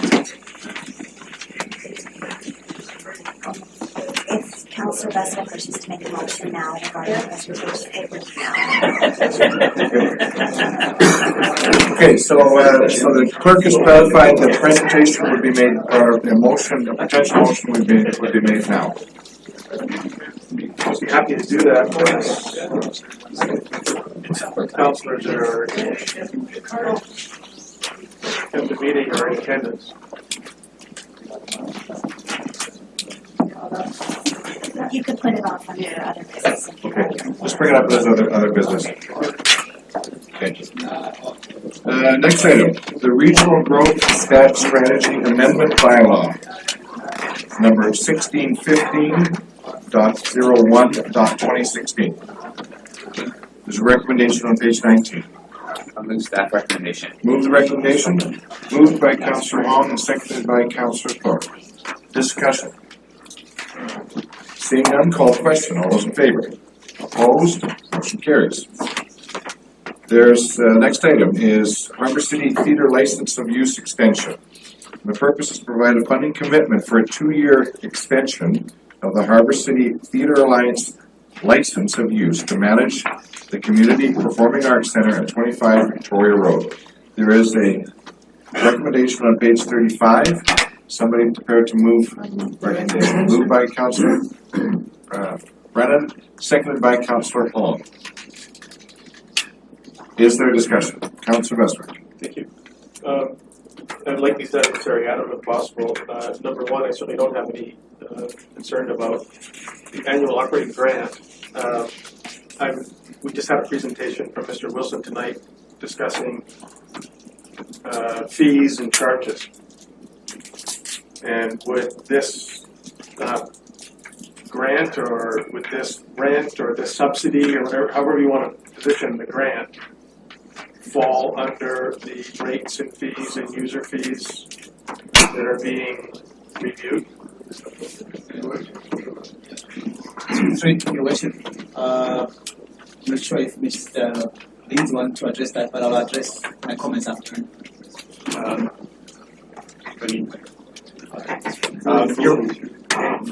Your Worship, what I would say is it would not be our intention to review these rates under the current review work that's being done, but there is separate work that's being done in order to look at all of our grants process. So I can see that being evaluated under a similar but separate process. Well, so if it's not, if it doesn't fall under our current user fees and all of that stuff, then that we're undertaking with FSC, is there a provision that, sure, we approve the annual operating grant of $11,350 for 2 years, subject to whatever it is you said that we're going to be reviewing, which may apply to an increase at some point in time in this 2 years. So if we're going to do a review of how we do leases with, or grants, operating grants, not just for this, but every operation and function, is this just ahead of the game? So at the end of the day, if we review all of these grants, and this one fell in beforehand, is that just a stroke of good luck? So, Your Worship, we had this long discussion about this coming forward. So what we're doing is, this is an extension of SB status quo. Our comfort was that within the lease agreement, there is a termination or review that requires, I think it's a 90-day window. So staff's recommendation is that we proceed with the status quo, and as our process to review our leases and our grants catches up, whenever that happens, we can easily bring this forward and have a discussion within that 90-day window with the parties, because this is the point where this needs to be renewed going forward. And we are not at a point where we are actually reviewing this. So when will we be at a point where we review not just this specific operating grant, but to Mr. Lindsay's point, all of the operating grants under a different format, than the FSC review of user fees and charges and all those other. So we'll have to come back with you with timelines on that. I don't have them in front of me. Because I'm not talking about lease termination. I'm not talking about that. I'm talking about if we do a grant upgrade on how we do that and what amounts, et cetera, then this one won't be part of that review. It would be. So well, for 2020 or whatever the year would be, when this one that we're going to approve tonight expires. Your Worship, can I just add to that for clarification? So the request is to extend the 2-year operating funding. What happens then is that gets brought forward as part of your financial plan. So technically each year with the adoption of your new budget, you would have to reconsider that. So if this was approved tonight, we would bring it forward for part of your 2017 budget. It would then have to be reconsidered technically as part of your adoption of your 2018 financial. So there would, I'm just raising the point that there would be that opportunity through that process. Thank you for that clarification, but it would be very unfriendly and unsavory of us to tell them you've got a 2-year extension and then a year from now say, oh, we were just kidding, we're going to increase it now because we did a review. Or reduce it rather, I'm sorry. So anyway, that's fine, thank you. Thank you. Any other questions? Councillor Forth. Yeah, I really don't have much of a problem with going forward with this. I'm reading further down in the summary points, it says as part of the extension process, staff will be amending the agreement where it will more concisely identify which repair and maintenance requirements are the responsibility of the city and which are the responsibility of the Alliance. I'm wondering if at any point we could look at the Alliance taking that building on after 2 years, possibly selling the building to the Alliance, because the costs do climb up and they do cost the city a fair chunk of money. To me, it's an asset that we have, but it's also one that we can sell off. Then they would be the sole owners, sole proprietors, and the authors of their own moving forward. I'm wondering if there's any way that that could be looked at over the next couple of years. I'll just refer that to Mr. Meadow. Through the chair, that's something we can take offline and have discussions. Obviously, you would expect the other party to have the capacity to buy. So that's a discussion we can go through. Yeah. So I don't believe we have, thank you, Councilor. I don't think we have a recommendation on the floor at this point in time on somebody, or a motion, right? Yes, we do. We do? Yes, it's been moved and seconded, and then you proposed to do this. Sorry, thank you. So then, if there's no other comment, I'll just call the question on number 1, a 2-year extension period, July 1, 2017 to June 30th, 2019, for the license use agreement. All in favor? Opposed? Carried. Thank you. Number 2, and the council provide an annual operating grant of $11,350 for the same period. All in favor? Opposed? Carried. Thank you. Next item is number 9A, which is bylaws with no accompanying report. Is that correct? And that would be there's a delegation. Thank you.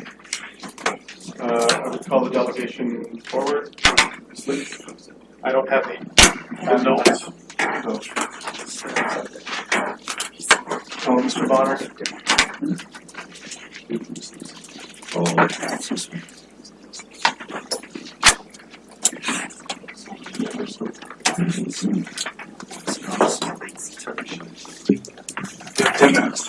Oh, I only have one page, so it won't take that long. Thank you very much. Don Bonner from the NIMO. During my last presentation on this item, I may not have made my points clear enough, and I'd like to expand on those points if I may. The item specifically is 4.1.1. The Chief Administrative Officer may, by written authorization, appoint the Chief Financial Officer as a Deputy Chief Administrative Officer.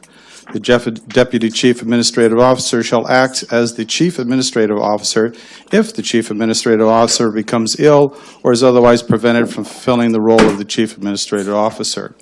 The word may gives leverage by the CAO over the CFO. For example, this week, and I'm just speaking in examples here, I'm not mentioning people or anything. For example, this week the CAO may like the CFO, so written authorization is granted.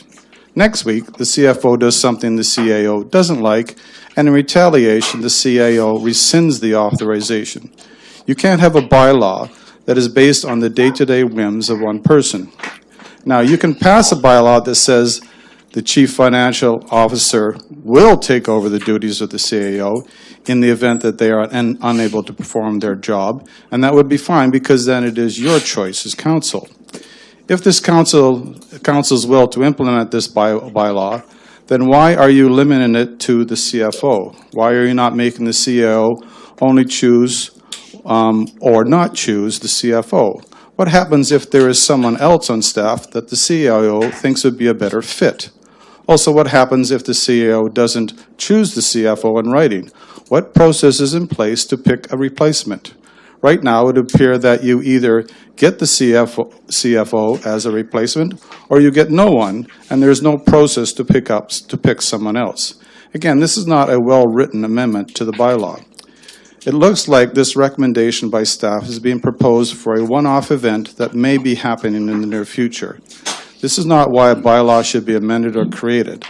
Some more thought needs to go into this rather important bylaw change. Thank you. Very much. Any questions for the delegation? Seeing none, thank you, sir. Motion to receive the delegation. Moved by Councillor Brennan, seconded by Councillor Clark. All those in favor? Opposed? Motion carries. I would so move 9A, that officers' appointment and delegation amendment bylaw 2017 number 7031.06 to reflect changes to appointments since the bylaw was last amended be adopted. Thank you. Is there a seconder? Seconded by Councillor Hong. Discussion. Councillor Fuller, Councillor Brennan. Probably through you to Mr. Mella, who is the acting CAO tonight, I believe. Is it standard practice to use the word may as opposed to will? Because if you put the word will and you're not around, then we're in a conundrum as to who would fill those duties if the CAO were away. So I think may actually works better because if the CFO is away, then the CAO may promote the next person down the line to take on that position, as opposed to saying will, because once you said will, that's fine. May gives you the opportunity to make changes as you go along. So, Your Worship, standard drafting, yes, is may, because it gives you the flexibility to deal with what you're dealing with on the day or in the circumstance. So the answer is that's standard drafting. Councillor Brennan. I'm just wondering what the financial implications are. Does when the CAO authorizes the appointment of the Chief Financial Officer as a Deputy Chief Officer, what are the financial implications for the Deputy Chief Administrative Officer? I'll definitely hope they are very good.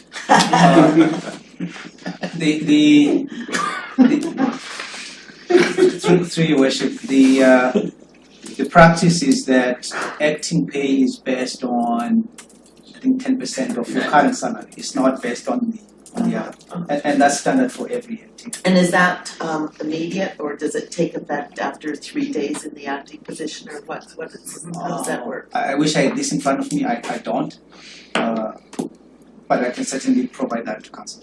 Thank you. Councillor Passmore. Thank you. Just to one of the comments was made. I don't think may is intended to be punitive in any way or other, or be of a benefit to be punitive. I don't like it this week, so I've got the option to appoint somebody else. That's not the intent at all. The intent is certainly that, from what I understand, the CFO is the acting, and for obvious reasons, they said it last week, you can't play paper, scissors, rocks to decide who it's going to be 1 week to the next, and it would have to be coming back here to say, I'm not going to appoint the CFO this week or next week if I'm away or on holidays because I've lost confidence or trust or don't like the way they parted their hair today. So this is just a normal course of business, and it just is what it is. So, call the question. Any other questions? I just want to make a comment. My only concern is successorship training and opportunities. This pigeonholes us into picking one person every time the CEO is away, holidays or for any reason. We don't experience that at the regional district. The regional district, it's done differently. It's done with application on a rotating basis. We saw other communities when they found themselves with a year-long absence while they were trying to choose a new CAO. And during that time, they rotated their senior people through. They were quite happy to do the monthly rotations, simply because, as Mr. Member said the other day, sometimes you just wish you could get back to your normal job. It gives other people opportunities and spreads the work around a little bit so that people can take a 1 month absence away, and then they can go back to their work and pass the baton on to somebody else. But Councillor Bestwick. Thank you. We spoke earlier about how easy it would be to change the CAO if they just felt like changing it from 1 week to the next. So upon approval of this, and if the acting CAO knew that they might be that person for a year or an extended period of time, and they just simply wanted to get back to their normal job and didn't want to accept that responsibility and thought it would be fairer or more appropriate to share that burden for that extended period of known time, then I would suspect that that person would come to the table of council and say,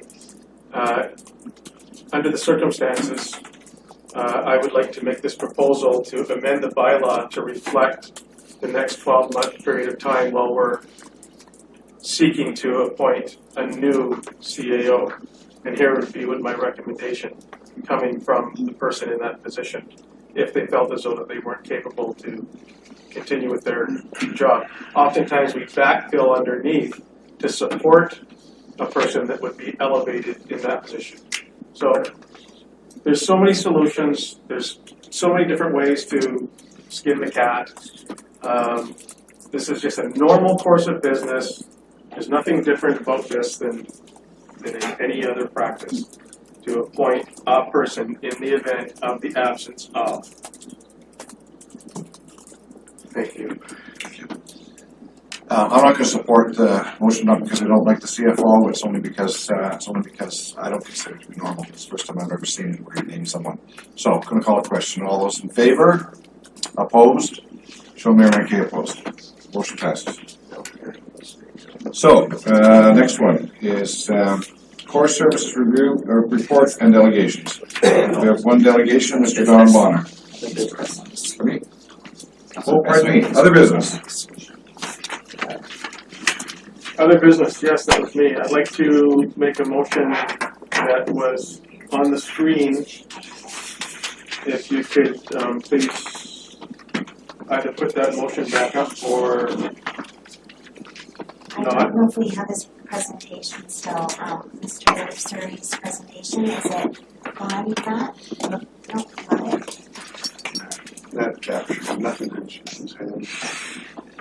So was the next steps slide? Right next there.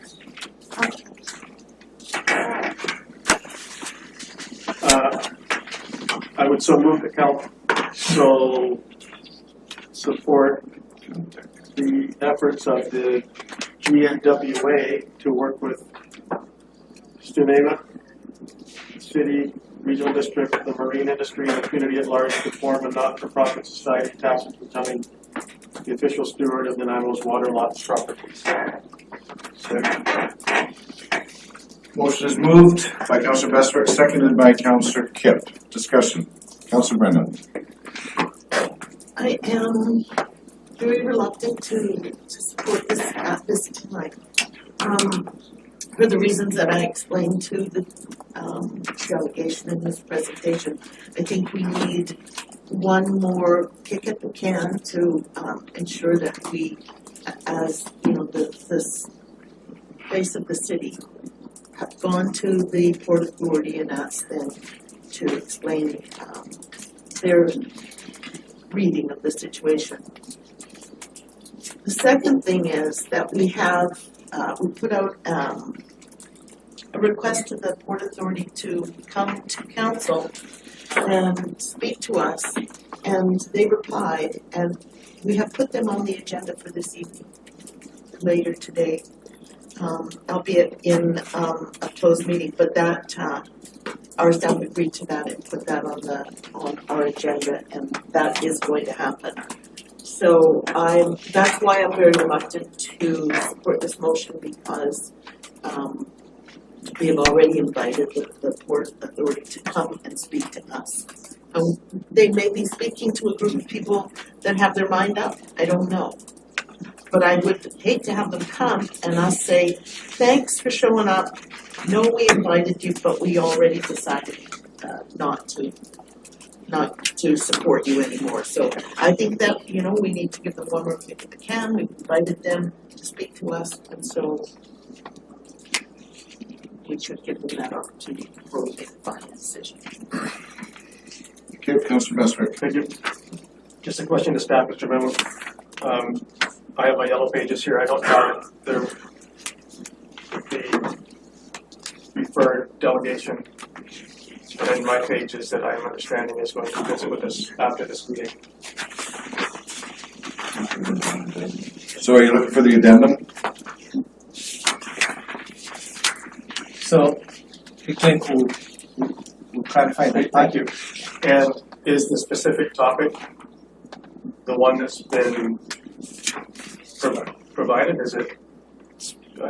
We can't talk about what we're doing in camera. So the specific topic is on that subject matter only? Does it specify that? If it's on the yellow sheet, it's on the yellow sheet. Does it specify that it's this topic only, this subject matter only? So, Your Worship, if I may, I think we place in this church in a very difficult position. So,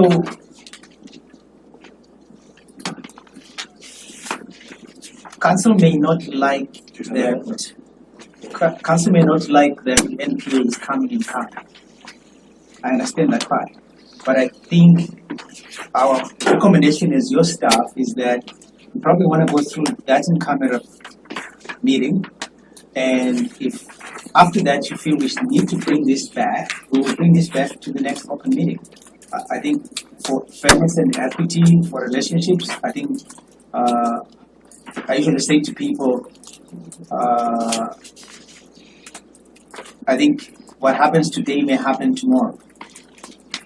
And so I think Mr. Siri would like to see some equity and fairness, because what happens today may happen to the new organization in 10 years.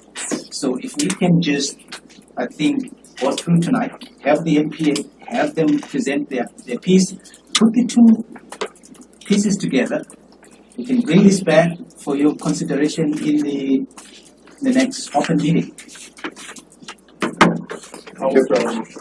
Withdraw the motion? No, it's a motion.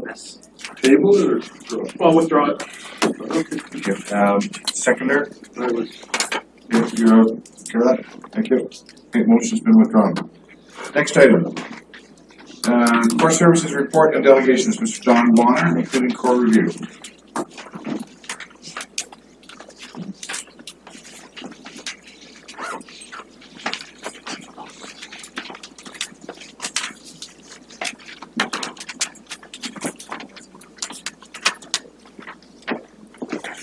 Good evening, sir, and you have counsel.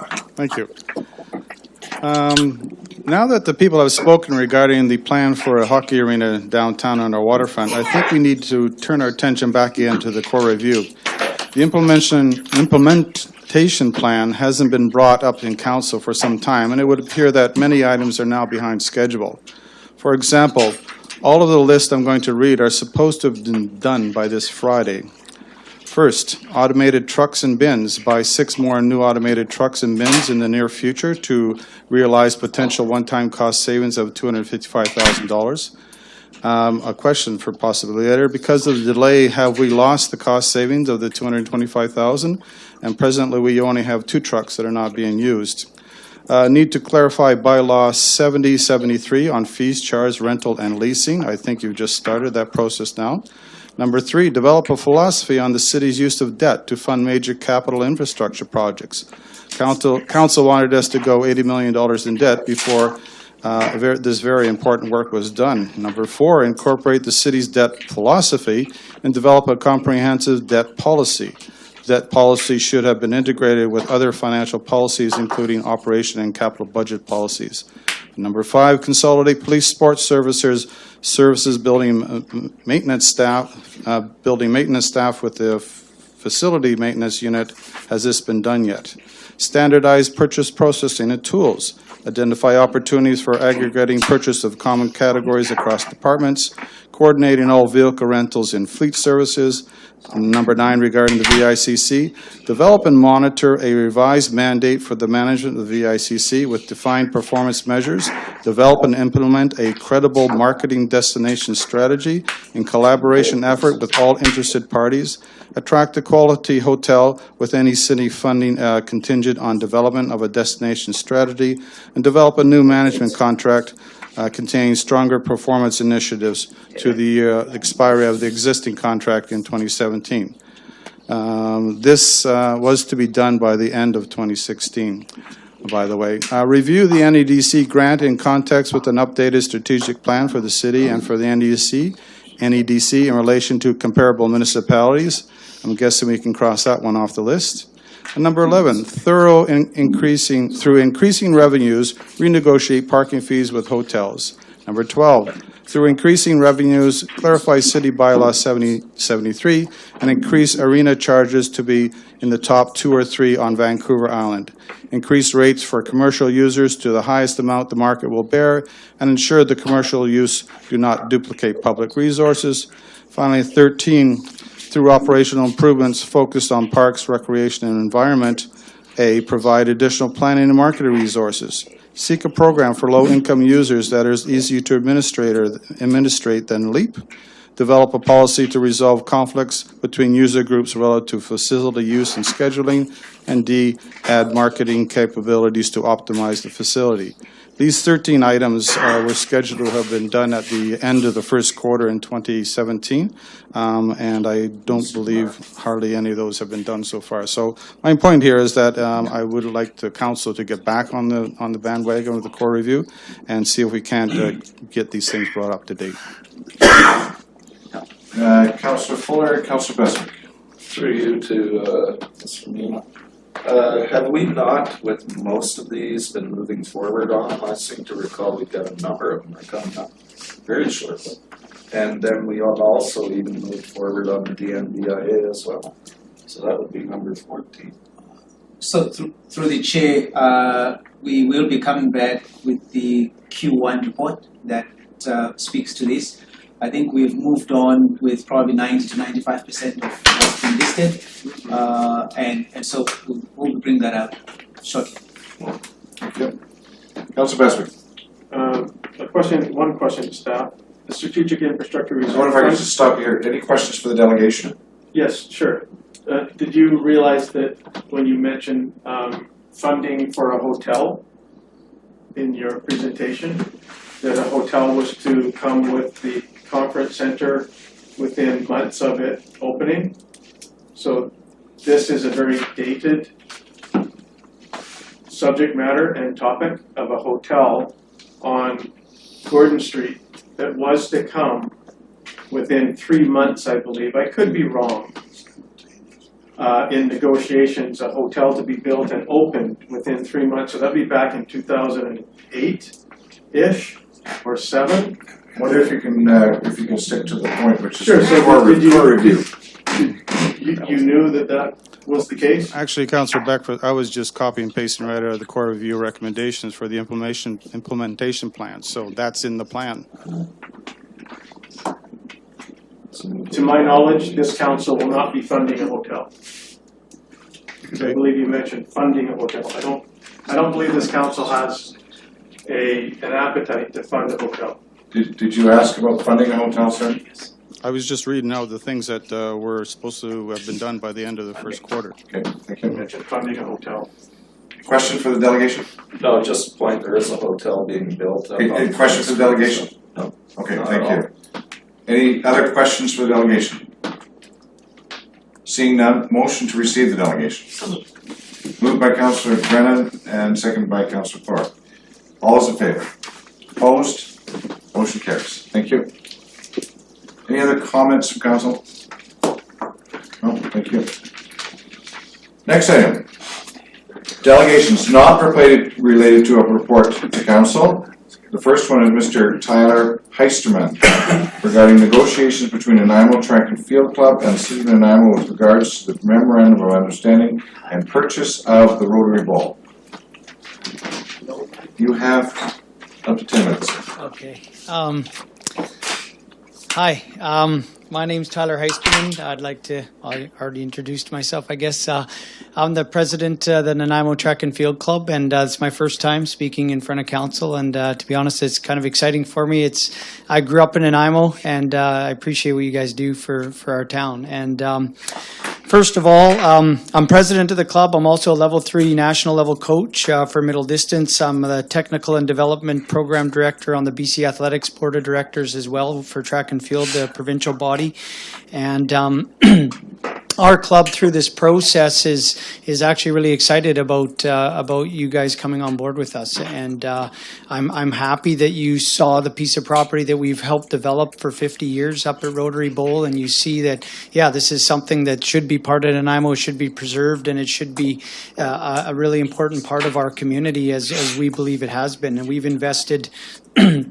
Over the years, I was in the club when I was a kid and I was part of it. I watched it move to NDSS. I watched the rubber surface go down, and I feel a very strong tie to the people that built that facility. I was in the club with them. I saw the work they put in, and it was amazing. And Nanaimo has been a big place for track and field and cross country in the province of British Columbia for a long time. And we've had several athletes go to the Commonwealth Games, even as far as the Olympics, junior and youth world championships. Hundreds of athletes run through the club over the years. And as well as every single elementary school athlete in Nanaimo does use the track as well. We have one of the best programs in British Columbia, I think, for school groups to use a track. Every athlete goes up there, they learn track and field, they get involved, there's exercise, it's good for the community that way. And we're really proud to be part of it, and looking forward to working with you. I have to say there's some people behind me possibly that are a little nervous about it. They haven't worked with the city before, and we're very used to working with the school district. That's been a long time relationship. I'm pretty forward thinking, and I look at this group of people in our city and I think, this is great. I look at baseball and hockey and soccer and swimming and many other sports like ours, and you guys seem to embrace all of them, and that's what we're interested in partnering with that, and we're excited to be able to bring you a facility that's one of the best in Canada. We have a 100-meter separate straightaway up at the track. I don't know if how much you're aware. It's the only one of its kind, one of the only types like that in the world. We hosted the BC High School Championships in Nanaimo, and I'm not going to blow my own horn, but I was a big part in trying to bring that to Nanaimo. It hadn't left the mainland in over 40 years. It had never been out of there. Everybody just swung guard, and that's where it was. And I stood up and said, hey, Nanaimo can do this. And we've got one of the neatest facilities in the country, and I'd like to show it. It was live streamed across the country, universities all over the U.S. Everybody watches all that, all the OFSA people in Ontario. And we brought that here. We paid extra to have the big screens and the live streaming, and we did all that so that we could do it. And it was over 2,000 athletes and officials in Nanaimo. And it was a really proud moment, actually, and I thought about the people that helped to make it the place that it is. And so yeah, the reason I'm here today is basically just to introduce myself and our club. And we represent not only track and field, but there are thousands of road runners and community clubs and other people that use the track indirectly as well through training camps and all sorts of things. We installed lighting there a few years ago. We raised most of the money with the Rotary Club in Nanaimo and put some lights in there. We turned them on at nighttime for free. You know, the school district paid for that and we paid for the lights. And I couldn't believe how many people came out there to run on that track as a safe place to exercise after work when it's dark in the wintertime. And I think, why do they want to run around the circle? We got lots of nice trails. But the track is a great place and you see people there. And part of the reason, safety. It's light, it's bright, they can train, they can be there at nighttime and do stuff. So it's that felt good. I felt for me that was kind of a neat thing that I could leave behind that I was part of. And so yeah, as far as tonight, there's a memorandum of understanding, obviously, between the school district and the city for the agreement that's going through. I guess it's moved up now. The school district's voted to sell the property, so now it's at the provincial Ministry of Education level. They're looking at that. And what we would like as a group is just to sort of be given the direction. I guess we're hoping that the council could engage the Parks, Recreation and Culture to say, hey, sit down with the Nanaimo Track and Field Club and start talking about what the future is going to look like and what a contract would look like or a letter of intent, that sort of thing, so that we know, so that I can go to my people and say, yeah, we're gonna put together something. We don't know exactly what that'll look like. We know what past deals look like, and there are some specific things that we like to have there at the track for safety and for the reasons of our club. And so I guess that's probably the main thing, is just to say, yeah, we're really excited. We want to do it, and we want to engage as soon as possible to sit down and keep the future bright. And I want to be there when, you know, on the day when Nanaimo takes over the track and be like, cut a ribbon and say, hey, here we are. I can't wait. We got, you know, but we all know, you folks know what we expect and we know what you expect from us. And that way we're all on a good page on the very first day. And I think that's really all we're saying. We're not asking for anything other than that. And so yeah, you know, that's what I know. And we've got some more big events, hopefully a National Youth Championships we put our names in for, and BC High Schools has already asked to come back because we did such a great job. So thanks to Nanaimo. You guys stepped up too. You did help. You guys have always, even though you didn't even own the facility, you provided bleachers and other infrastructure, and Nanaimo has actually stood up every time we've ever asked to help with cross-country events as well. And so I just see this as a good step forward for our group. So if you have any questions, feel free. Excellent. Thank you very much. Any questions from the delegation? Yes. Councilor Thorpe. Thank you, Chair. Thanks, Mr. Heisterman, for coming. I will have a question for staff after you sit down, but I just wanted to thank you for coming. Appreciate your enthusiasm. Appreciate all the work that you and the volunteers at the Track Club have put in for many, many years. I think you're being very modest about your accomplishments. I know the BC Championships last year, that was voted Sports Story of the Year for Nanaimo. It was a big deal. And you've had so many athletes go through and really bring a lot of credit to our city. And I think the Track Club is one of the real strong assets that our city has. So I think this is going to be a great partnership. I'm looking forward to it. I know that you are, and I'm certain that we can sit down soon with staff, have yourself sit down with staff and look at that memorandum of understanding.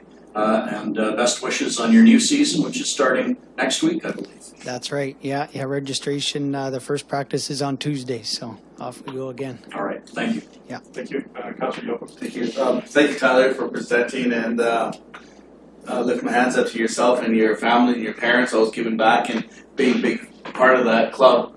And my position here, I look forward to being a support. The great job the school district you had with the school district. I look forward to ensuring and be part of the continued enhancing relationship with the city as well. And whenever it comes up, I definitely will be in support of the ongoing relationship and the potential MOU between the city and your club. So I want to thank you.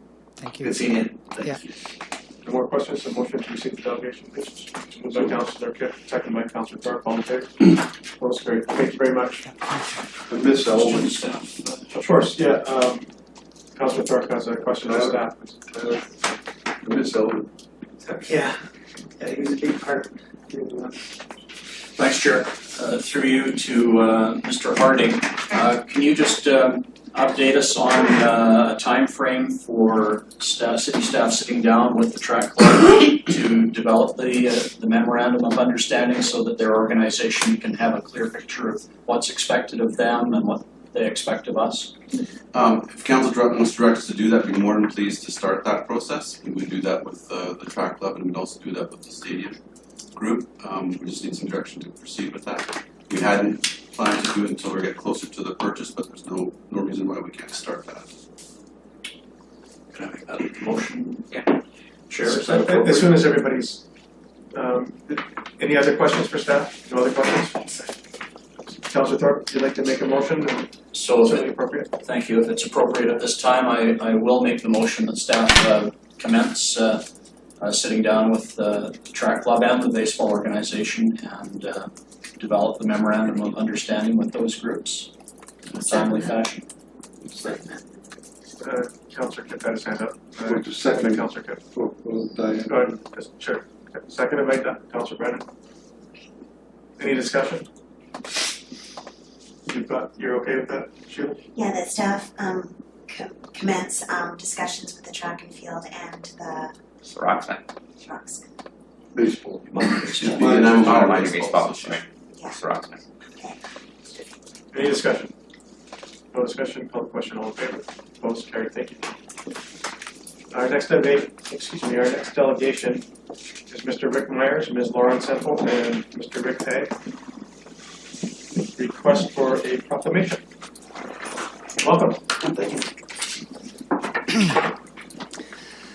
Well, I had on my notes that said good afternoon, but good evening, Council. Thank you for taking the time for us to do this presentation. My name is Rick Myers. I'm also the president of Nanaimo Pride Society. With me, I have the vice president of Nanaimo Pride Society, Lauren Semple, and our secretary, Rick Tagg. Last year, I stood in front of you all, and I told you I had this big dream, this huge vision. I had no way of proving it to any of you that I could be successful. I had no history of numbers, no statistics to bring you. All I had was a dream. And that dream was being the city that I grew up in, Nanaimo, would embrace the idea of celebrating diversity within our community with a parade and a festival in the park and some beautiful rainbow-colored crosswalks. You believed in the dream, and you embraced that dream, and on behalf of the Nanaimo Pride Society, we want to thank you. Because you believed, we became overnight British Columbia's third largest pride. And we had lots to celebrate. We probably should have seen it coming when we had the flag raising, the first flag raising with us. And we normally we get about 24 people out, maybe a dozen. And this year, or last year, we had just over 200. It was pretty incredible to see that powerful symbol of our community, the rainbow flag, representing all of us, being raised high in the sky. Then, Rick Tagg, who stands next to me here, he took the role of heading up the Pride Parade. Well, we were hoping for about 20 floats. 20 floats would have been amazing. We ended up with just under 50 floats. We were so successful that Rick actually had to cap the amount of floats we had. There were all kinds of bright and colorful members of our community marching in the parade and lining the streets of our parade route. I saw smiles of tears of joy walking that whole route. I heard the same cheer over and over again of support. That cheer was, "It's about time." The parade ended at Maffeo Sutton Park, where Lauren Semple, who stands on the other side of me, had been preparing the park all day since early in the morning. She had everything ready. She had the stage, the band, the vendors, the kids, and of course the beer gardens. Lauren was actually hoping that we might get maybe 800 people come through the park during the day. And what we saw was close to 10,000 people visiting the park and celebrating Pride with us. When I was in the front of the parade and I came into to Maffeo Sutton Park and I saw Lauren there, she'd been going all day. She'd been going like crazy. And all I could see on her face was proud. She was so proud that it all finally happened. After I stepped out of the parade, I wanted to watch all the other floats come in and I wanted to thank every single person who marched. And one of the most incredible things I've ever saw in my life in Nanaimo, born and raised, was the last float. Not the real last float. The real last float was a flatbed truck with a whole bunch of dancing people on it. It was right behind that float. It was all the people that had lined the streets along the side, that they had joined the parade, and they were walking down the streets, holding hands, singing and dancing. That was pretty incredible. That made me feel I don't think I've ever felt that proud of Nanaimo. And I want to thank you, the city of Nanaimo, for making that dream come true, to show me that Nanaimo really does celebrate real, true diversity. I also want to thank, we were really lucky. You can imagine what it's like to go out in the community and knocking on doors and trying to find sponsorships. Hi, we're going to have a parade. We don't know how many are going to show up, but we want one. But we had some really good, true sponsors that stepped up, like TD and The Wave, and a lot of smaller sponsors that stepped up too, and because they believed in the dream too. And of course, throwing a party that size didn't come cheap. It cost a lot of money. We didn't lose any money, but we didn't make any money either. I want to share a little story with you about the rainbow crosswalks, the ones that were recorded and seen by tens of thousands of people all over the world, and at a corner that I got beat up on my way to go see a movie at Fiesta Lanes for being queer when I was a kid. And there those crosswalks are painted. And then it came that terrible day in September when early in the morning I got called at home to tell me that someone had vandalized the crosswalks, about 6:30 in the morning. So I quickly went to social media to find out what I could find out. And all this love and outpouring love was coming from all of our allies. And I was like, wow, this is incredible. This is not a bad thing. This is a good thing. And then Mayor McKay called me about 9 o'clock and said he's already dispatched a cleaning crew and they're going to go and clean it all. And, the RCMP called. It was so supportive. And, they did clean those crosswalks and they actually looked better than they did earlier that day. I had to go off to Salt Spring Island to another Pride, and later that night I looked online, and something else that was going viral was our allies, these people that we at Nanaimo Pride Society don't even know. They came there in the middle of the night and they crosswalked, or they rainbow chalked the other crosswalks that hadn't been, that is true allies, and that makes me even more proud, because it's not just about being queer, it's about all of us. Pride is really all of us. So, now almost a year later, I'm here again, and of course, I'm looking for something. So I just have a very small list. First of all, I want to ask the Mayor of Nanaimo once again to attend our flag raising on the 9th and once again read the proclamation. This year, we want to take out one word from the proclamation. This year, we would like the word gay removed and just read Pride Week. It just makes it all that more inclusive. We ask that the city take ownership over the barricades and signage for our parades, as you've done for many years for Heritage Day Parade and the Santa Claus Parade.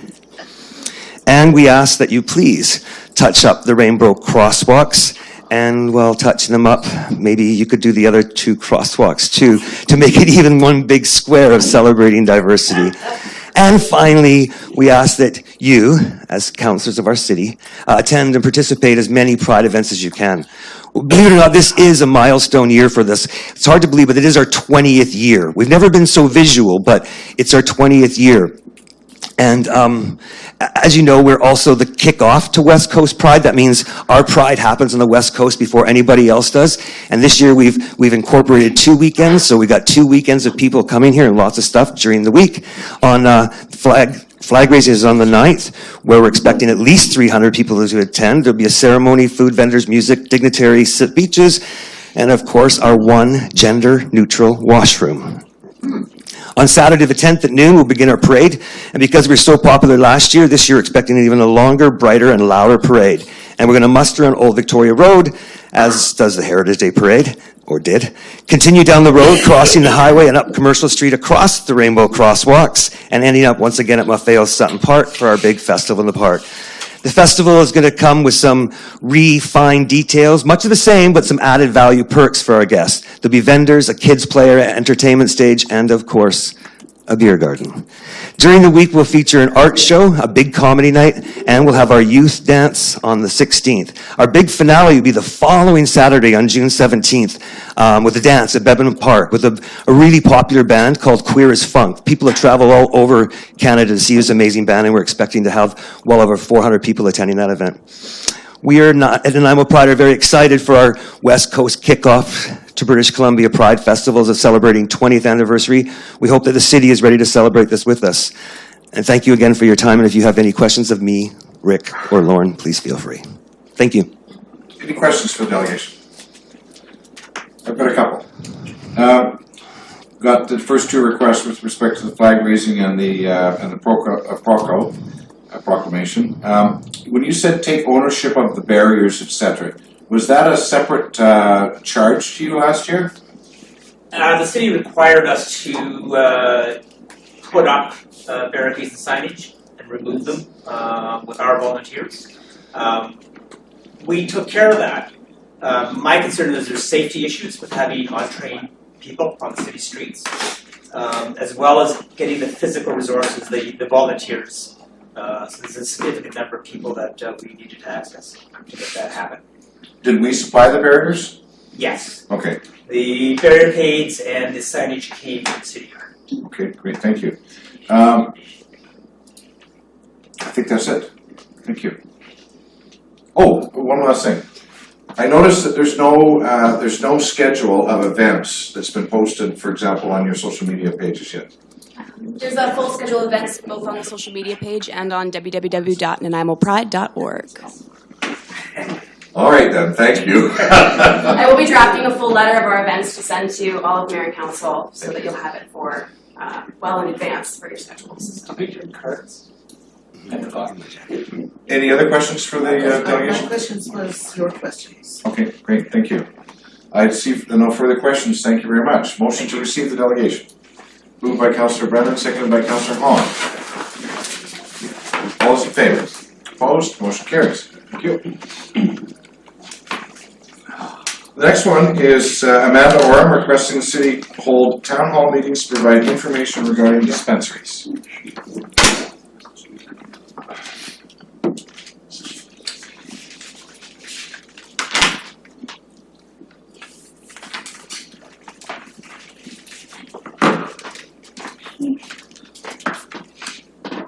Thank you. Can we have your name and your city of residence? Hello, my name is Amanda Orm. I'm a citizen of Nanaimo. Thank you. You have 10 minutes. Thank you. As I said, my name is Amanda. I'm a citizen of Nanaimo. I'm a lobbyist also for the Nanaimo Cannabis Coalition.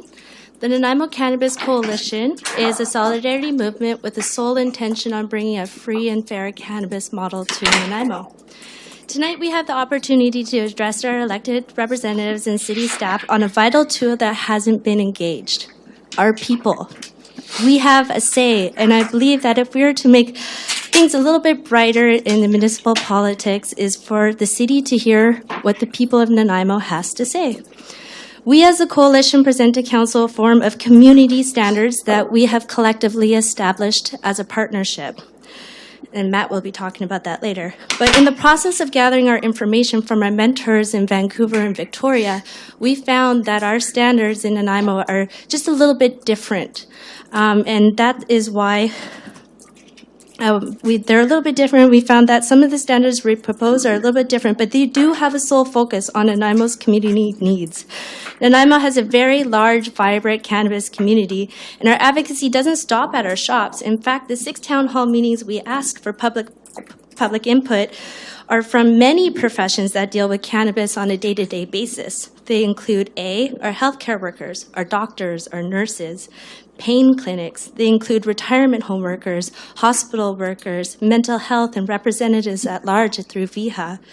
Law enforcement, our Mounties, our amazing lawyers, the judges, advocacy at larges on political and judicial levels.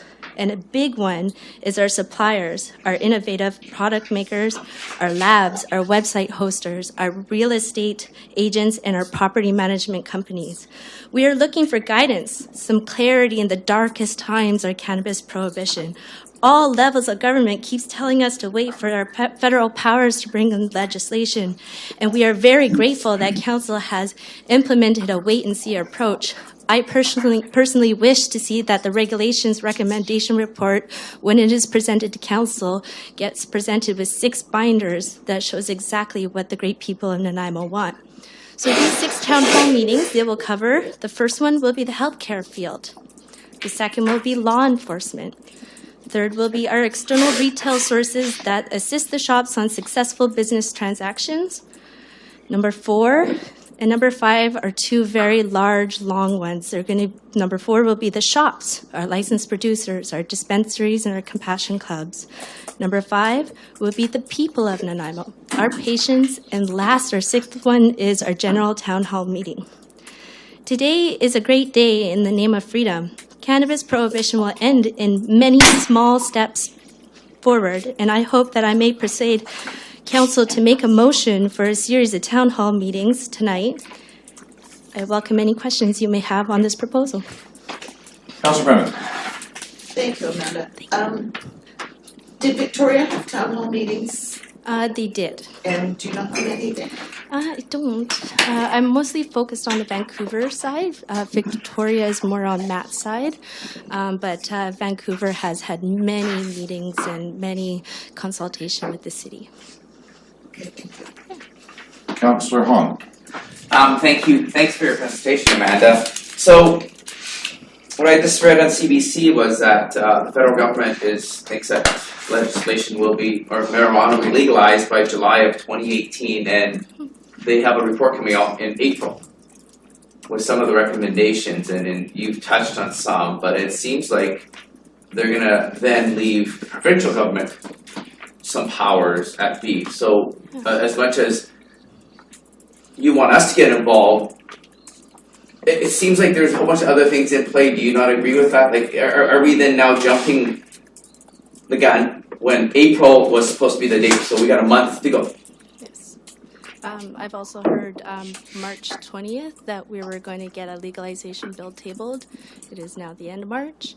But there's a recent BC Supreme Court ruling that a judge actually addressed municipalities that they can bring in a form of regulations on their own, and it can still be just as binding.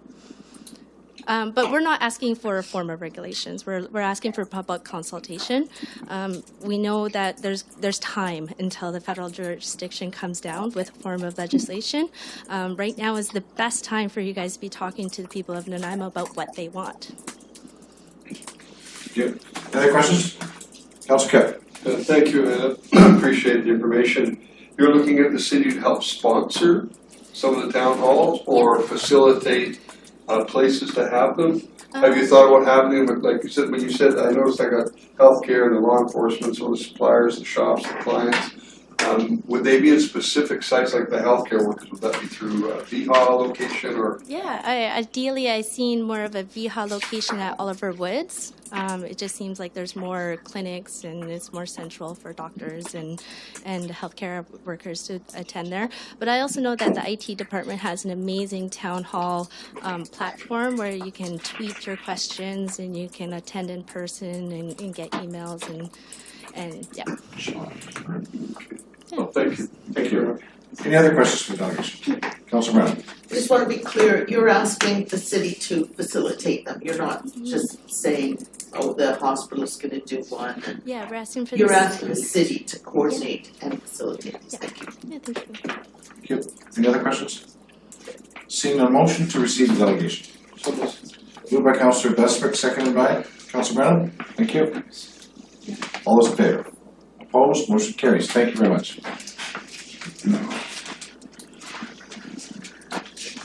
The next delegation is Mr. Matthew O'Donnell regarding implementing interim regulations and bylaws with regard to cannabis dispensaries and holding town hall meetings to gauge community opinion.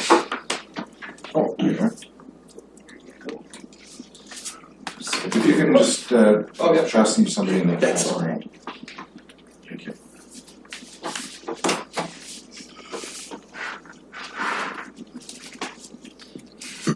Good evening, Council. Thank you for your time, and Mr. Mayor, of course. My name is Matthew O'Donnell. I live at 1673 Meredith Road. I am representing tonight the Nanaimo Cannabis Coalition, along with Amanda Oram. We represent basically all the dispensaries here in Nanaimo that currently operate. I'm here once again, obviously, to talk to you all about cannabis and where we need to go moving forward here in Nanaimo. It seems that every time I address council, the numbers of dispensaries seem to increase here in this city, and there's a reason for that. Within the industry, Nanaimo is currently looked upon as what we call a Wild West environment. It's very unregulated. So basically, we're experiencing an influx of dispensaries from outside of Vancouver Island, from Vancouver, just from outside of the area. It's gotten to the point, as you are all aware of, about a month ago, there was a dispensary that opened up next door to a daycare center over on Terminal Road. This was a problem for the community, this is a problem for the city, this is a problem for everybody, including us within the dispensary industry, and it made us decide that action needs to happen. As we stated in the open letter that we released publicly when that happened, we supported the RCMP action against that particular dispensary, simply because they were opening up next door to a daycare, and the community clearly stated that they did not want that. Where we're at right now, we have close to 20 dispensaries here in Nanaimo, unlicensed with no business licenses, no regulations, and that number is growing, and it's going to continue to grow if we continue to essentially not do anything. I do understand especially with the federal government releasing their plans today. There's 3 levels of government, obviously, and they're all working on their various plans for cannabis dispensaries. But I particularly am here to talk about the reality on the ground here in Nanaimo. So what I'm suggesting, or what the Nanaimo Cannabis Coalition is requesting from the city, we have some recommendations I'll just briefly go over point by point. But it's important to remember as we go through these that we are not actually asking for a bylaw or anything to happen right now. What we're asking is essentially look at it as a good neighborhood agreement between the dispensaries. The reality is that most of the existing dispensaries that wish to remain as a legitimate business post-legalization are already in compliance with the majority of these points already. This would basically, I'll explain obviously further, but this would essentially keep out or prevent dispensaries such as the Leaf Laboratories from opening up next door to daycare centers. That's the problem that we're looking to address today. So please bear that in mind as I continue. So the first point here would be the Nanaimo Cannabis Coalition is requesting that the City of Nanaimo adopt a motion requesting from all cannabis dispensaries in Nanaimo to adhere to the following. Number 1, that no dispensary may operate within 150 meters or be directly adjacent from a public school or daycare. If you're wondering where we got the 150 meters from, we took it right out of the liquor store regulations. That's the same distance that liquor stores have to stay away from schools and daycare centers, so we feel that it should be equal. The next point would be that on-site consumption of cannabis products not be permitted. However, in this time frame, we do ask that an exception be made for the 2 current lounges that are currently operating and have been operating here in Nanaimo. And I'm just going to give a bit of a backstory on those 2 lounges, just so that we have a bit more clarification. The 2 lounges that exist in Nanaimo, we call them safe consumption sites. So let's assume for a second that you are a cannabis user, a medicinal cannabis user, you're a law-abiding citizen, you have a lease to your apartment or to your house that you rent. Well, you don't want to break your lease, you cannot consume your cannabis in your area. At the same time, just like you don't want to drink a beer on a sidewalk, we're trying to keep cannabis, like smoking joints, etc., out of the public viewpoint, or out of the public eyes, especially with children. So we need this area where these people can go and essentially consume their cannabis for medicinal purposes, to be able to do it in a safe manner, and also focusing on harm reduction as well. Smoking, a lot of people in the cannabis community actually don't smoke joints. They don't like smoking. So what they do is they consume it through vaporization, and these lounges allow for them to do that. Another point to make about the 2 lounges is that they actually used to be bars, very problematic bars here in downtown Nanaimo. The Globe Hotel and the Old Patricia Hotel. The person who has purchased these 2 former bars, he actually took the liquor license from both locations, and he didn't move them, he didn't park them, he just canceled the liquor licenses. This happened quite some time ago. So there are no longer any liquor license on those 2 former problematic bars, and they have now been turned into dispensaries. On top of that, if we look at 25 Front Street, which is the old Globe Hotel, it's now called the Nanaimo Cannabis Club, there's a high-rise condo across the street, the Pacifica. Now, when this location operated as a bar, they received so many noise complaints, it was insane. Since it has switched over to a cannabis model, they have received 0 complaints, period. And that we got that from bylaws, or the bylaw department. So there have been 0 noise complaints since. Also, they keep in constant communication with their neighbors, etc. The point being here is that while we do agree that on-site consumption should be banned moving forward, it truly should, we have 2 already established locations where people already know they can go and they can safely consume their cannabis. The third point would be a request that a charcoal air filtration system be installed to eliminate all foul or offensive odors. This is done just basically to give the community and the city a peace of mind. For the most part, dispensaries currently take proactive measures to eliminate smells and odors, by which I mean they do prepackaged bags, smell-proof bags, etc., just to make sure there's no offensive odors going out to the community. But we want to make sure that all of our bases are covered. And a charcoal air filtration system would do just that. The reality of the situation is, too, we've looked into it. The majority of dispensaries do already have this filtration system in place. The next point would be that a cap on new cannabis dispensaries be put in place until the city of Nanaimo begins the business licensing process, whenever that is, whether that's a week from now, 6 months from now, 2 years from now, that we just have a cap. We have 20 dispensaries in town. It can be argued that it's a very oversaturated, especially in the downtown area. We have discussed, and other cities have adopted policies of having distance between shops.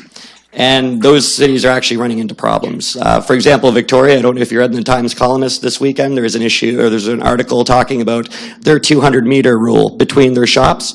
And now certain shops are taking advantage of that to try to essentially monopolize the neighborhood. And it's going to lead to problems. So having distance between shops may not be the most effective method in getting this under control. I like to look at dispensaries like clothing stores, basically. No matter what type of demographic, age, gender, income bracket, personal taste, etc., that will decide which shop you go to. One shop might have a certain type of clientele marketed towards older baby boomer demographic, while another shop may market towards the younger demographic, the college crowd, or whatever.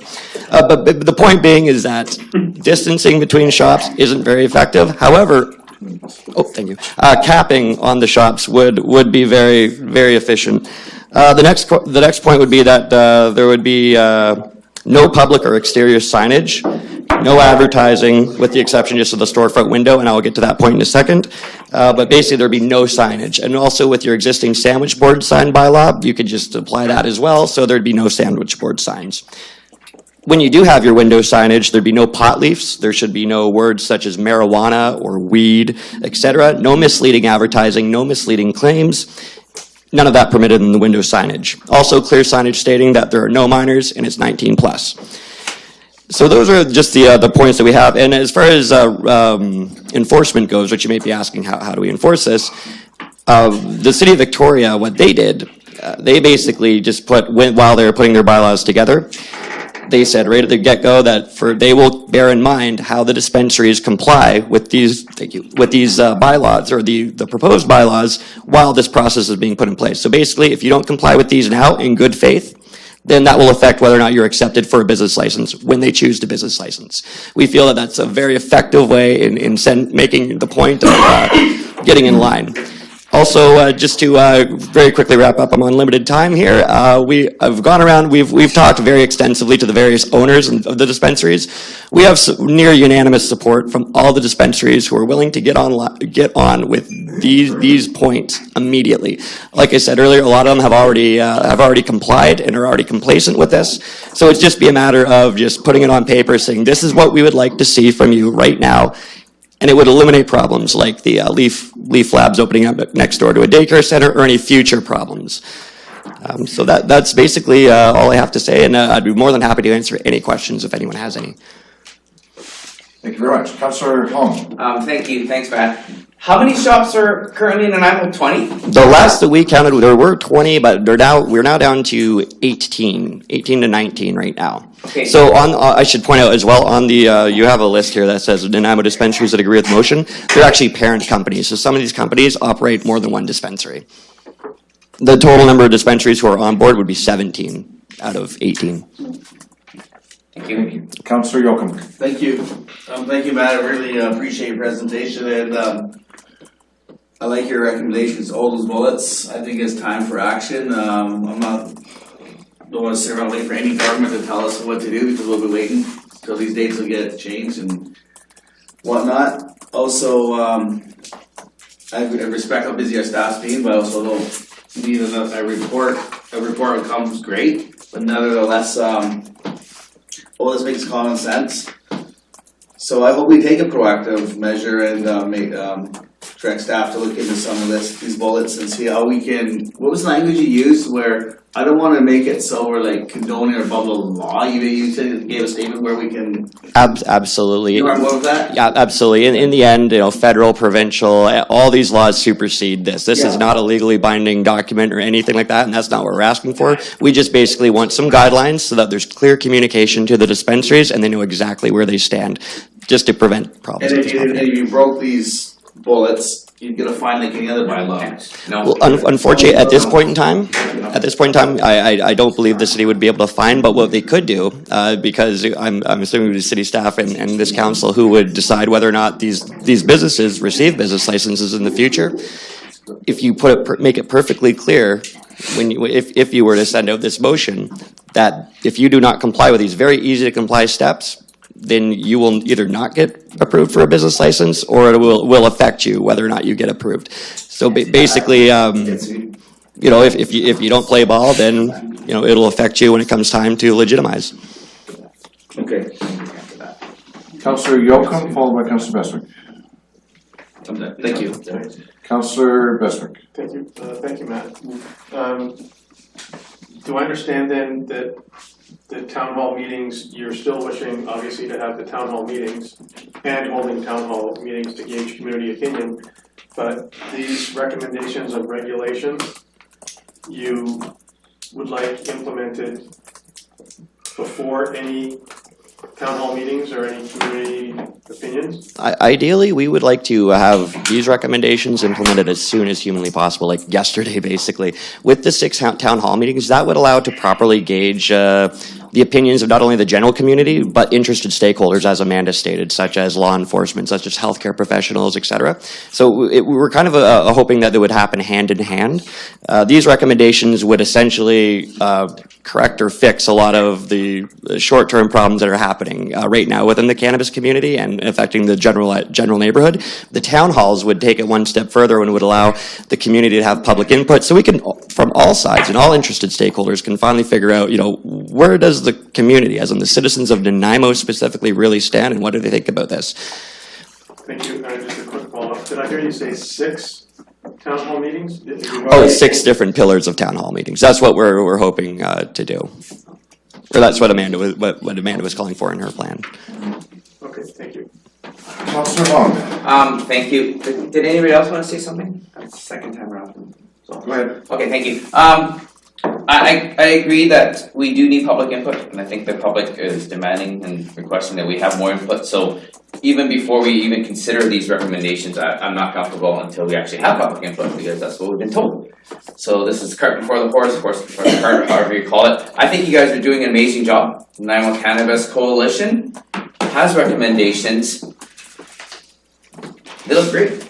I think you guys should self-regulate until we do something. Once we start putting our name on it in the best interest of our city, what do you think that would come? Like you have recommendations that, oh well, if you don't follow these temporary rules, the city's not going to give you this. Like, how does that legally hold up for us to do that? I don't think we can legally do that, especially when there's other regulatory bodies that regulate us. We're very limited on what we can do. If we promise one thing, like, oh, let's, permit these 2 lounges, and they hold the law, and then the provincial government says, no, you can't have them, and then we're like, well, we promised them that we could have it, and so where do you, are we doing this stuff before? Like, is this legal for us to do this in a sense where we're not jeopardizing the city to be sued?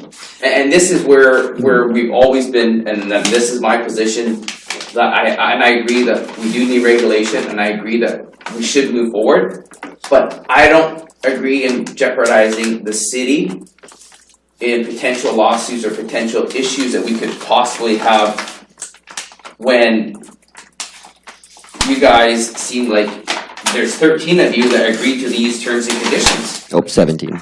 Yeah, 17, but 13 on this list. And if you're self-regulating,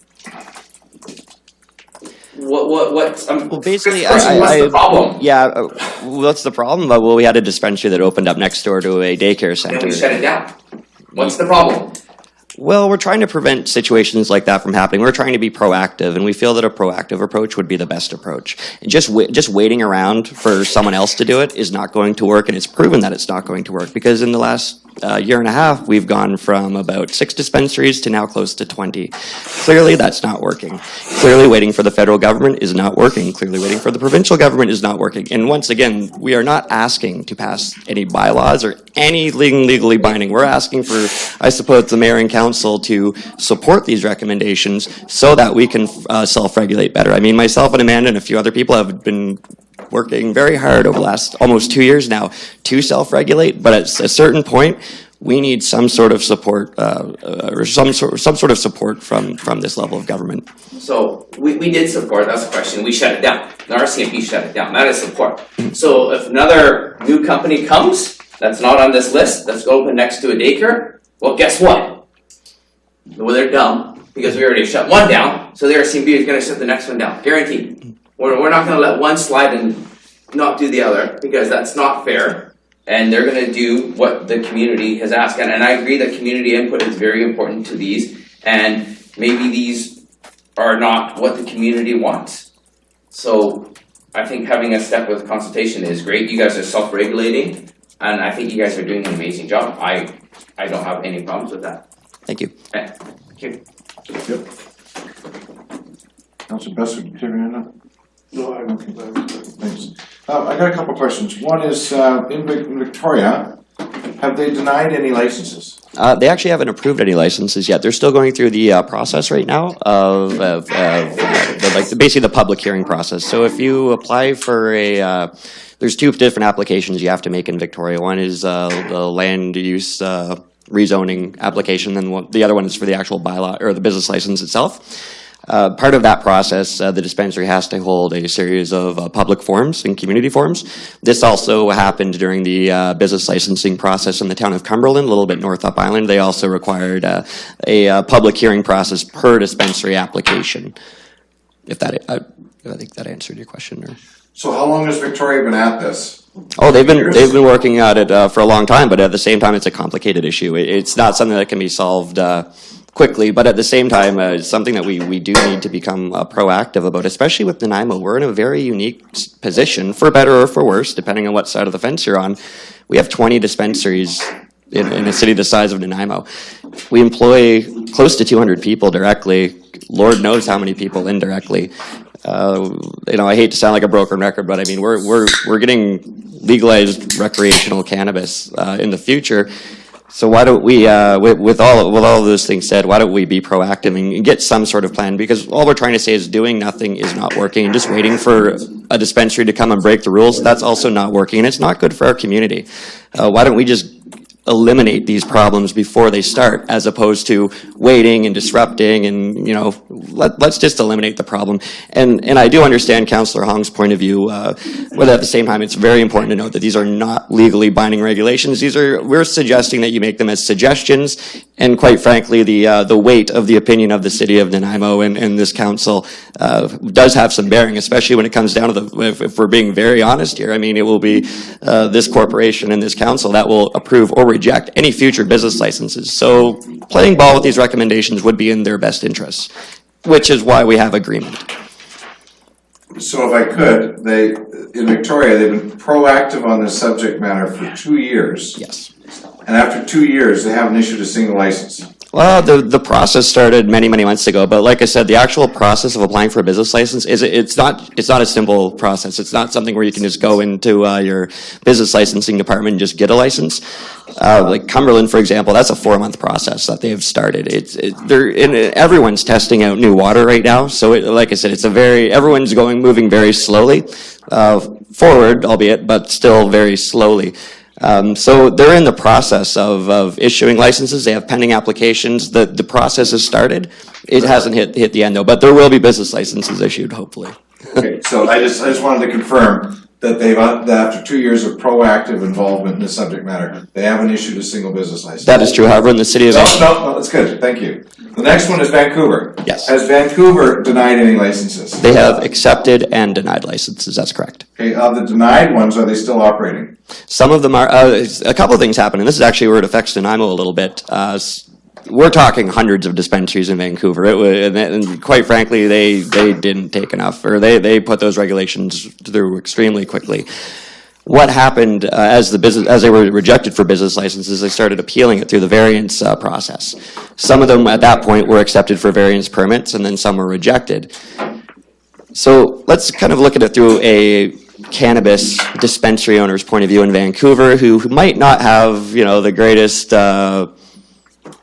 background when it comes to cannabis, etc. He gets denied a business license in Vancouver. He gets denied through the variance process, and he picks up a newspaper and sees the unregulated Wild West market of Nanaimo. It's just a ferry right across the boat, basically. So they take the ferry and they open up shop over here, and that's why we've gone from 6 or 7 dispensaries to 20, and that's once again why these recommendations would go miles to rectify this problem, because you're getting a lot of, I don't like to say it, but the bad apples they're coming over here now, and excuse me, I'm losing my voice, but they're coming over here, and it's becoming a problem both for the community at large and our community. Well, I think you've got a challenge with an operator that's doing some work on a facility right now, coming up from bottom end of the island. That particular, I'm aware of the particular group you're talking about. Councillor Hong and I have both had communications with him. It's been one way in my case. He makes statements like, I've never been raided or shut down. If you want to be the first, I won't go down without a fight. I offer professional service, a lot more professional than most of the shops you're already allowed to operate. I walked into 6 before I even signed my lease. They sell to anyone. Walk into one of my 5 locations and tell me we're not professional and not wanted. The time is now for change, Bill. Then he goes on to say at March 16th at 11:16 p.m., you are an effing joke. You call yourself a mayor, you don't give a shit. Go F yourself.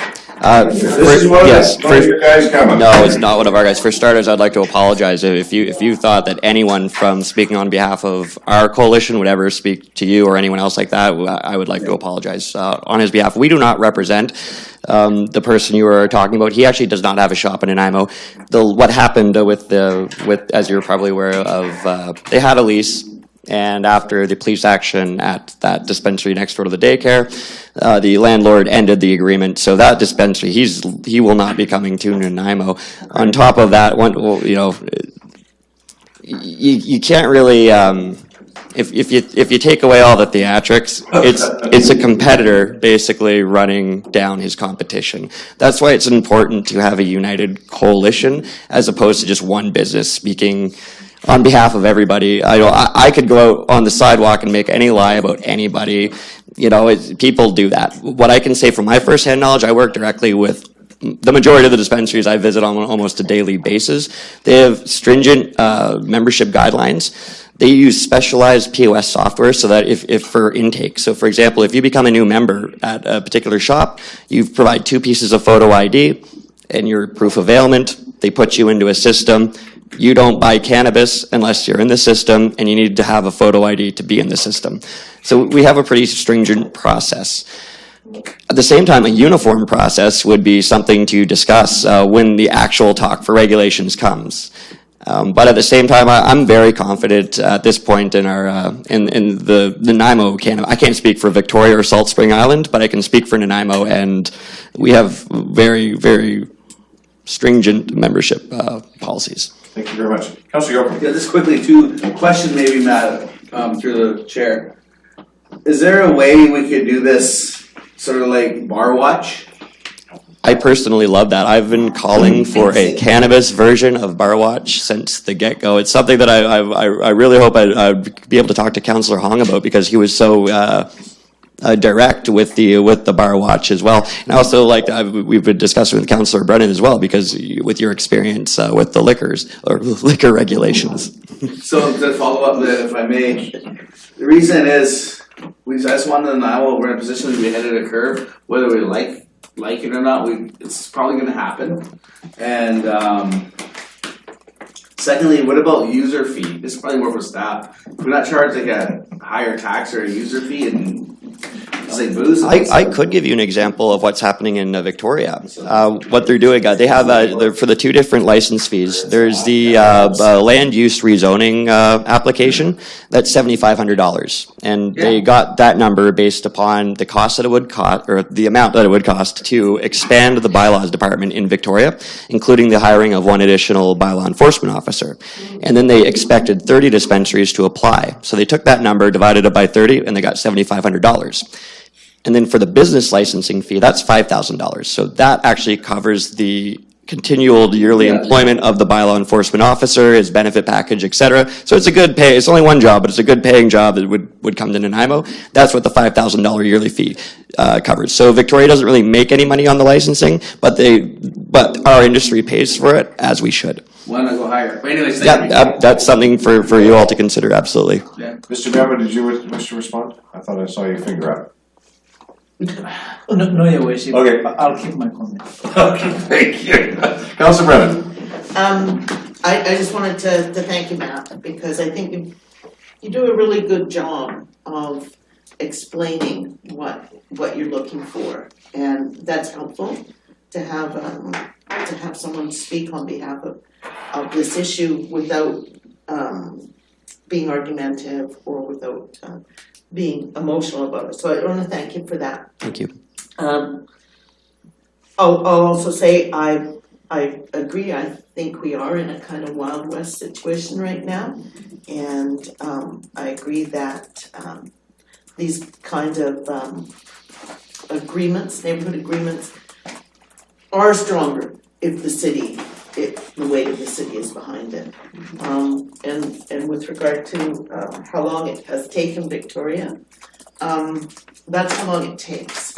So I guess if we get ahead of the game, by the time it's legalized, we've already got, I'm assuming, a full year of the work done, and that's important. I think we would be putting our head in the sand if we thought that this isn't going to happen, and I think that it's actually quite wise to start to pull together some sort of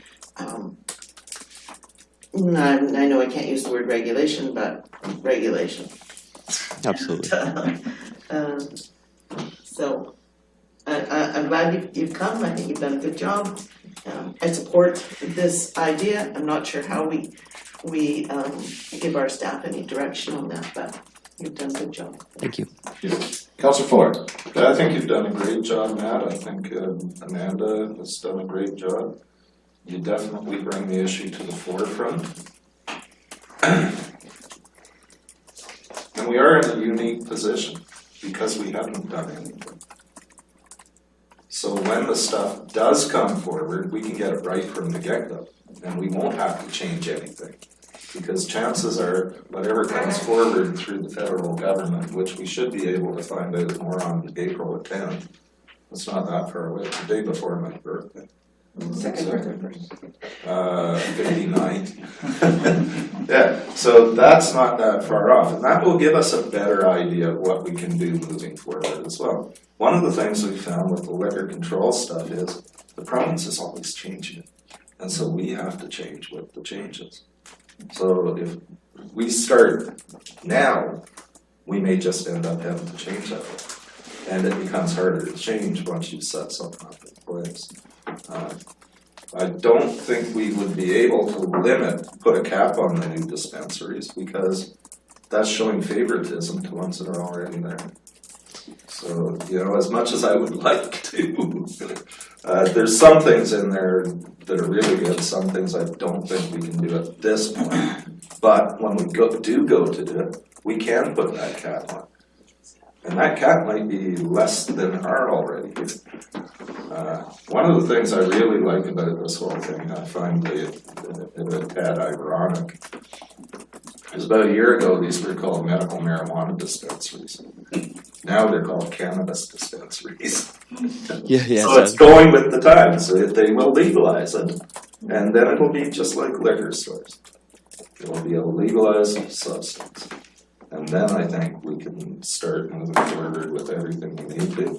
And sure, we can charge horrendous amounts for business licenses, things like that. And that can all be determined. If we started now, we can't, it's harder to change them once you start doing it. That's why my answer always is no to kids. Because I can change that easily, but once I've said yes to them, it's hard to justify that sometimes. Absolutely, and I think it's important to note too that we are aware that the city staff, they're working very hard on a lot of staff reports, including cannabis, as well as the other two levels of government. But it is important to note that these here, they're not looking for any type of regulations, just basically that we all agree in principle. I do agree though that taking time on the actual regulations, I mean, that's probably wise. Thank you. And just one follow-up on that with regards to the town hall meetings. I think that would be a real good idea once this information comes out to start doing that.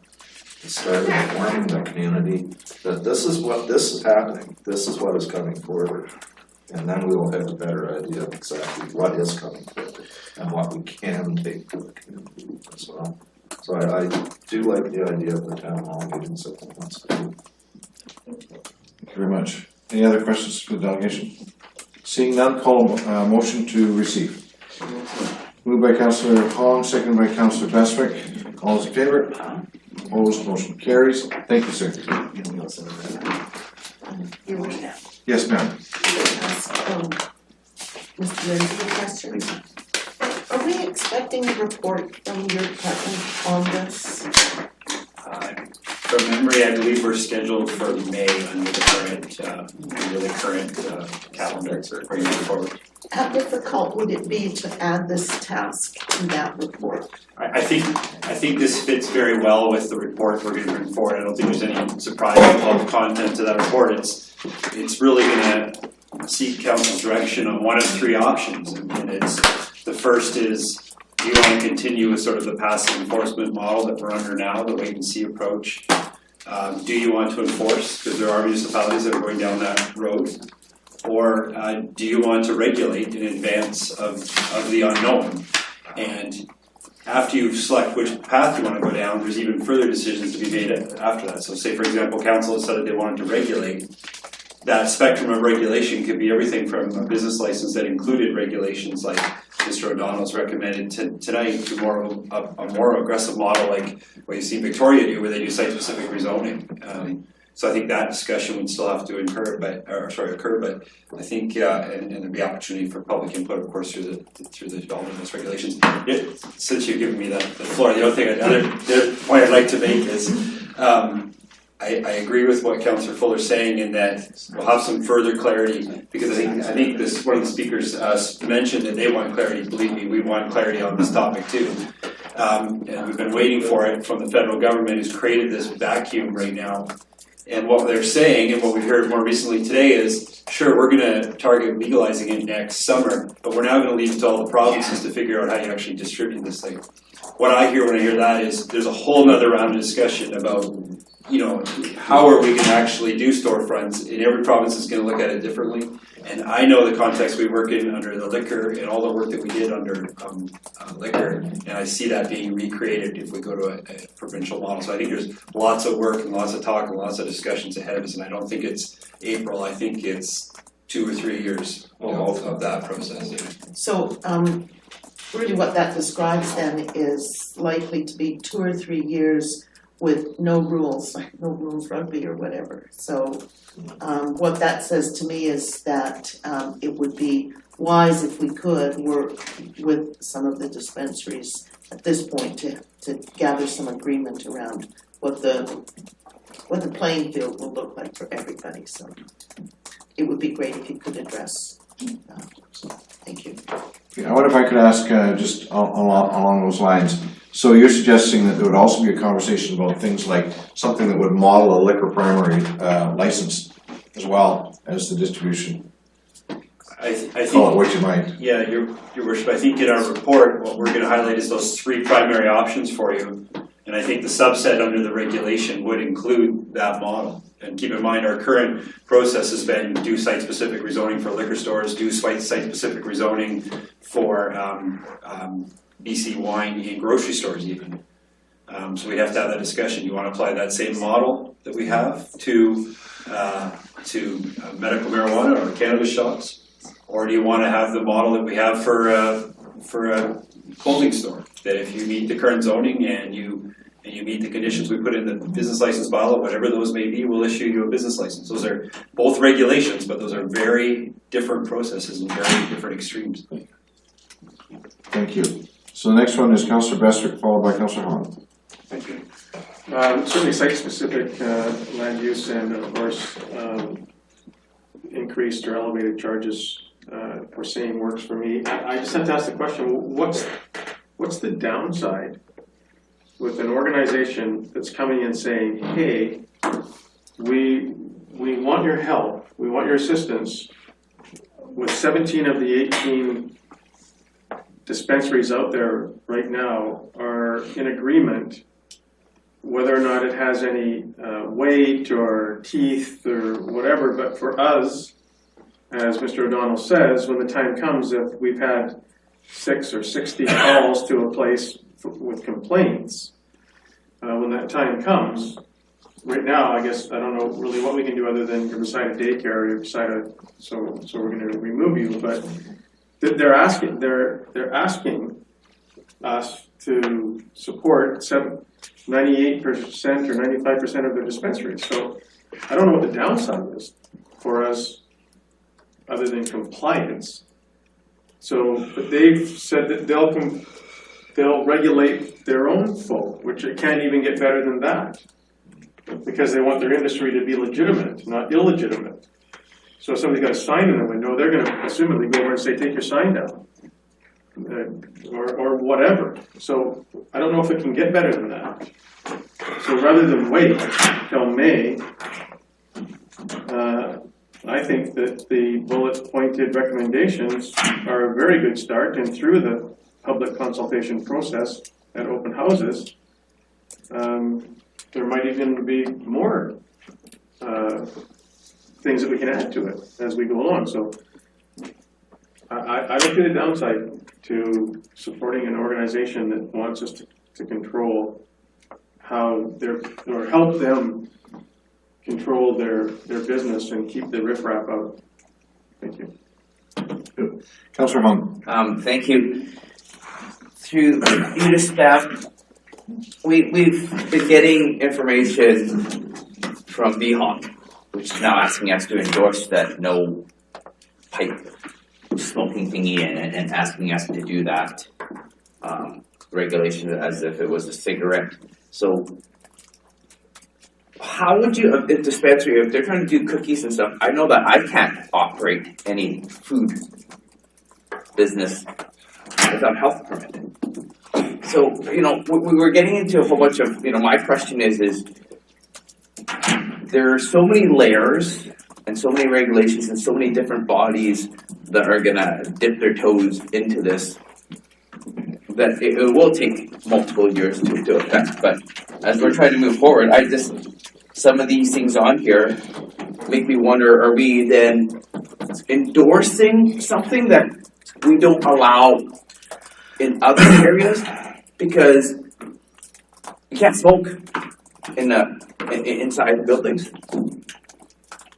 So if you're having this vape lounge, this is one of the things on here, or a safe consumption site, or whatever you want to call it, if they're smoking pipes, well, how can we endorse that, this one thing, when we don't endorse it in other levels? So are we going to address those situations? Because there's more than just one. If it was just strictly dispensaries of selling packaged marijuana that are factory sealed from Tilray or wherever they're going to get them from, they're never going to touch anything, there's no health issues, okay, fine, you don't need a health permit. But if this is an herb or organic or anything like a grocery store that people are going to touch that didn't wash their hands when they went to the bathroom, there are health issues that are related. And I just don't know how many layers we can go down. And that's what my biggest concern is, and I think we should support them in their own regulations at this point, but until we have clarification from VHOG and everybody else, I find it hard for us to even go down this road. Thank you. Councillor Kipp. Thank you. We've been waiting since Woodstock to get these regulations in place. It's been a while. Right. How does the community regulate the number of widget sellers in the Nile? That's a hard one for me to say that we would limit.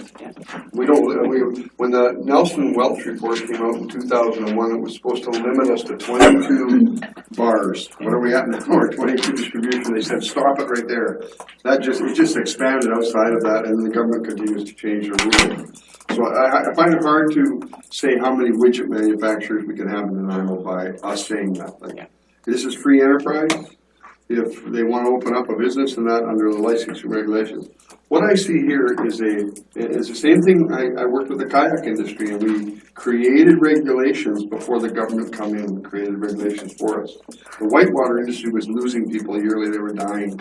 The tobacco and the chicken moose, they killed people. So regulations come in from the government. And they weren't as effective as if the whitewater people had done. It took time to redo them. The kayak industry set its own regulations. So I see that the marijuana industry trying to set its own regulations, but I think it's a good one. And if they're willing to work as a group. Do I support what they say in principle? Most of the things there I support, their ideas and what they do.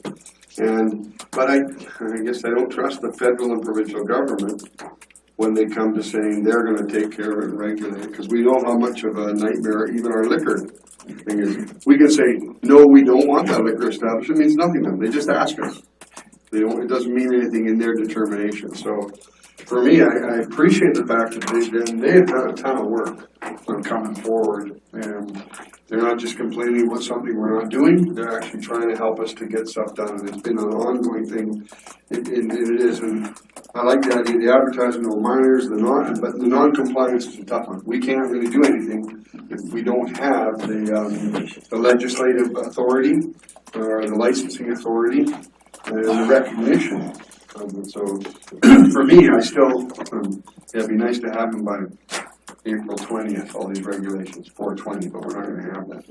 I would like to wait to see more what the government's trying to do. But I think we have to try and get that report from staff too, and maybe speed up a portion of it to see how this would work. Because this is basically people in the industry signing off an agreement with each other. This is how they'll operate.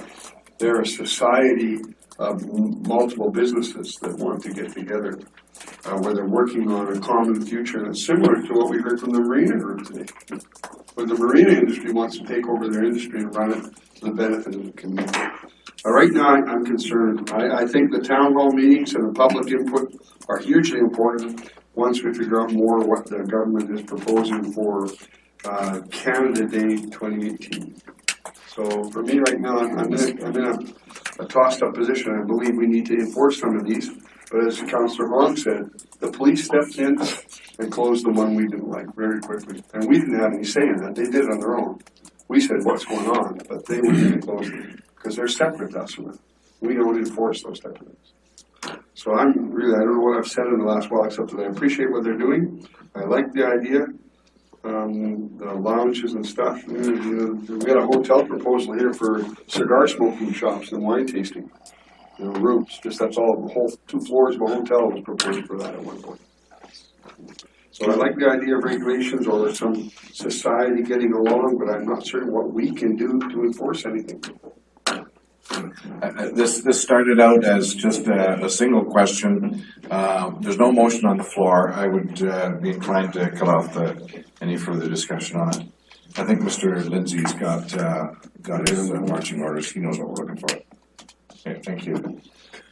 So, next item, question periods. I'd just like to follow up a bit on this last discussion. As a citizen, I don't understand if I own a candy store and next to me is a dispensary, I pay a license and they don't.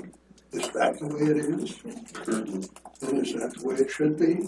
For me, as a candy store owner? Also, what does... You love that next year,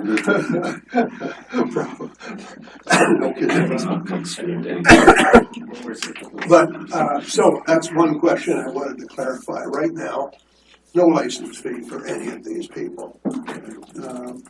You want an answer to that? Sure. The provincial and the federal government, because it came under a health issue, that there was a long-term conservative value tossed into this, and I haven't heard a change from the Liberals, that by licensing in a municipality, you're actually legalizing an illegal act. And so therefore, the city couldn't institute a licensing program for licensing what the government considered illegal acts. And that was the only reason we didn't do it. Did anybody try that? Has this been tested, or is this just a theory? No, I think some people did issue licenses somewhere. Some people have issued licenses. In fact, Vancouver was issuing licenses, and the Conservative government was complaining that they were in fact licensing illegal things. When I'm complaining, did they get rid of it, or is it still there? No. You know? That's right. The licensing? Sir, you're asking questions of I'm asking council. from the person. No, please. Nobody here. You're here to ask questions of The council. question is going to follow on from that if you are not collecting anything from these people, but you are from me. The second question is, the commercial property is often very heavily related to the income of that building. The income in the business is not on the structure of the building. A case in point being A and B Sound. They pay for that structure tax on only $10,000. Obviously, the building is either worth something more than that, or it's the commercial value which is missing. So, if this is an illegal business and doesn't have a license, is therefore my structure, when I rent it out to someone, considered empty, and therefore the assessed value is basically as if it were empty? I can answer that. Councillor Hunt. I can answer that one. That's not how BC assessment works. Our property values are based on BC assessment. So they look at your building, they see the square footage, they see the zoning, they see comparables on it, and then that's how you base it. Whether you rent it or not, they still tax you on it. But they don't tax you on the structure. If that structure is only worth $10,000 at A and B Sound, we should have it torn down. It's condemned. Yeah. So they can't But we've got salvage lots of buildings like that around here. All I'm saying is, am I getting out of taxation? And by the way, I know that I've talked to them about this. They do assessment of business, right? Yeah. And it goes on to there too, the value of your business. And if you are renovating, they'll lower your assessment. So, in any event, are we missing out on both ends of this thing here in the city while we sort of waffle around in no man's land? So as I understand it, you have an assessment for a building based on the value of the property, the value of the building, and the earning capacity of that building, whether it's occupied or not. Well, then why is it only $10,000 for A and B Sound? That's the assessment. The assessment or the tax bill? No, the assessment. The tax bill is next to nothing. Mr. Memo, can you help us with that? So, I was going to give you, I think, a quick offering. The question he's asking you, you are not in a position to answer because that's a PC assessment question. And we can take this offline and establish how they got to that. But that's not really for you to grapple. Councillor Fuller. I think part of it is 75% then. So if the building itself is assessed at $10,000, you can't do squat to that. You couldn't even put windows into it because it's going to cost more than 75%. So it would have to be torn down. So yeah.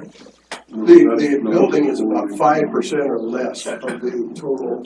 Well, yeah, but Okay, gentlemen, I think Mr. Memo has already answered the question. Any other questions, sir? I'll leave it at that. Thank you.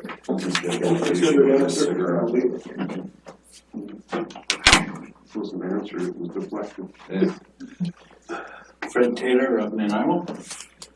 Does the city have in its possession a copy of the head lease between the federal government and the Harbor Commission, and a copy of the head lease between the provincial government and the Harbor Commission, along with policies? Mr. Memo. I will have to come back on that one. Well, I got it for the city several years ago. And just for example, Sir, your question's been answered. Next question. is the city aware I got the Breckenbook Ranch waterfront property free because it was a policy of the provincial government, recreational properties are free. So if you don't update yourself with the policies and the things that the Harbor Commission is under, you need to know all this stuff even before forming a committee, because there's certain policy, and that's just one example where I saved the city a lot of money because a yearly cost of a waterfront property. Thank you, sir. Because it's a policy. And it's Appreciate it. Thank you. So would you return the favor and give, if you're going to that work to get a copy of those agreements, would you give me a copy as well? Because I give them to the city. Thank you, sir. Mr. Member, is it noted? Yes. Thank you. Next. Could council explain to me the process to fix mistakes that are in minutes that have already been passed? Is there a process? Staff. The clerk, perhaps can help with that. We'd have to have a motion from council to rescind a motion and then update the minutes accordingly. We'd have to take time. Correct, so we've already adopted those by motion. So if you've identified errors, then can you bring them to our attention, please, or to legislative services, specifically the clerk? Sure, I can do that. The reason, one of the errors is one of the questions that on March 6th, the regular council meeting, I had asked questions at question period. No, I don't think you need to go into that detail. Oh, no, it's If just you just bring that up to the clerk. in order for my next question is based on the fact that I answered a question at the first meeting, which is now not in the minutes. So what I would like to do is go back again to the question of the documents that were put into the addendum. We chatted about this last week at question period. So my question to you, sir, Mayor, has staff given you who authorized to have the 3 documents put into the addendum as correspondence on the March 6th meeting? Not that I'm aware of. So you were told 3 weeks ago that they would get this information to you. Is it normal to wait 3 weeks to get a request done from such a simple thing? I would think it's a simple thing on top of a million other simple things. Okay. So I think you got an answer that night, did you not? No, the answer was that there's no answer yet. Okay, and that was provided by? I believe the clerk. Okay, so thank you for the reminder. Okay. I expect it to be dealt with in as soon as it can. Okay, so I'll ask the question again when these minutes come back up for review. And the other one is, I'll leave that. I'll send it to the clerk regarding the crisp changes. In that same meeting, in the meeting on March 13th, the question was asked: have we got an update on the total cost of the referendum, including everything that was done from the minute it was started? I believe that the answer at the time, they were waiting for some invoices to come in. Has those invoices come in yet? Mr. Brown. So you will recall that we did commit that to provide the accounting on April 10th. So we're working on that. Okay, great. April 10th. April 10th? Yeah. Okay. Thank you. Any other questions? Thank you. We need a procedural motion. Pardon me? We need a procedural motion. Procedural motion to go in camera. Second. Moved and seconded to go in camera. All those in favor? Opposed? Motion carries. Can we take a 20-minute recess, please? Well, because when I say 10, everybody takes 20 anyway.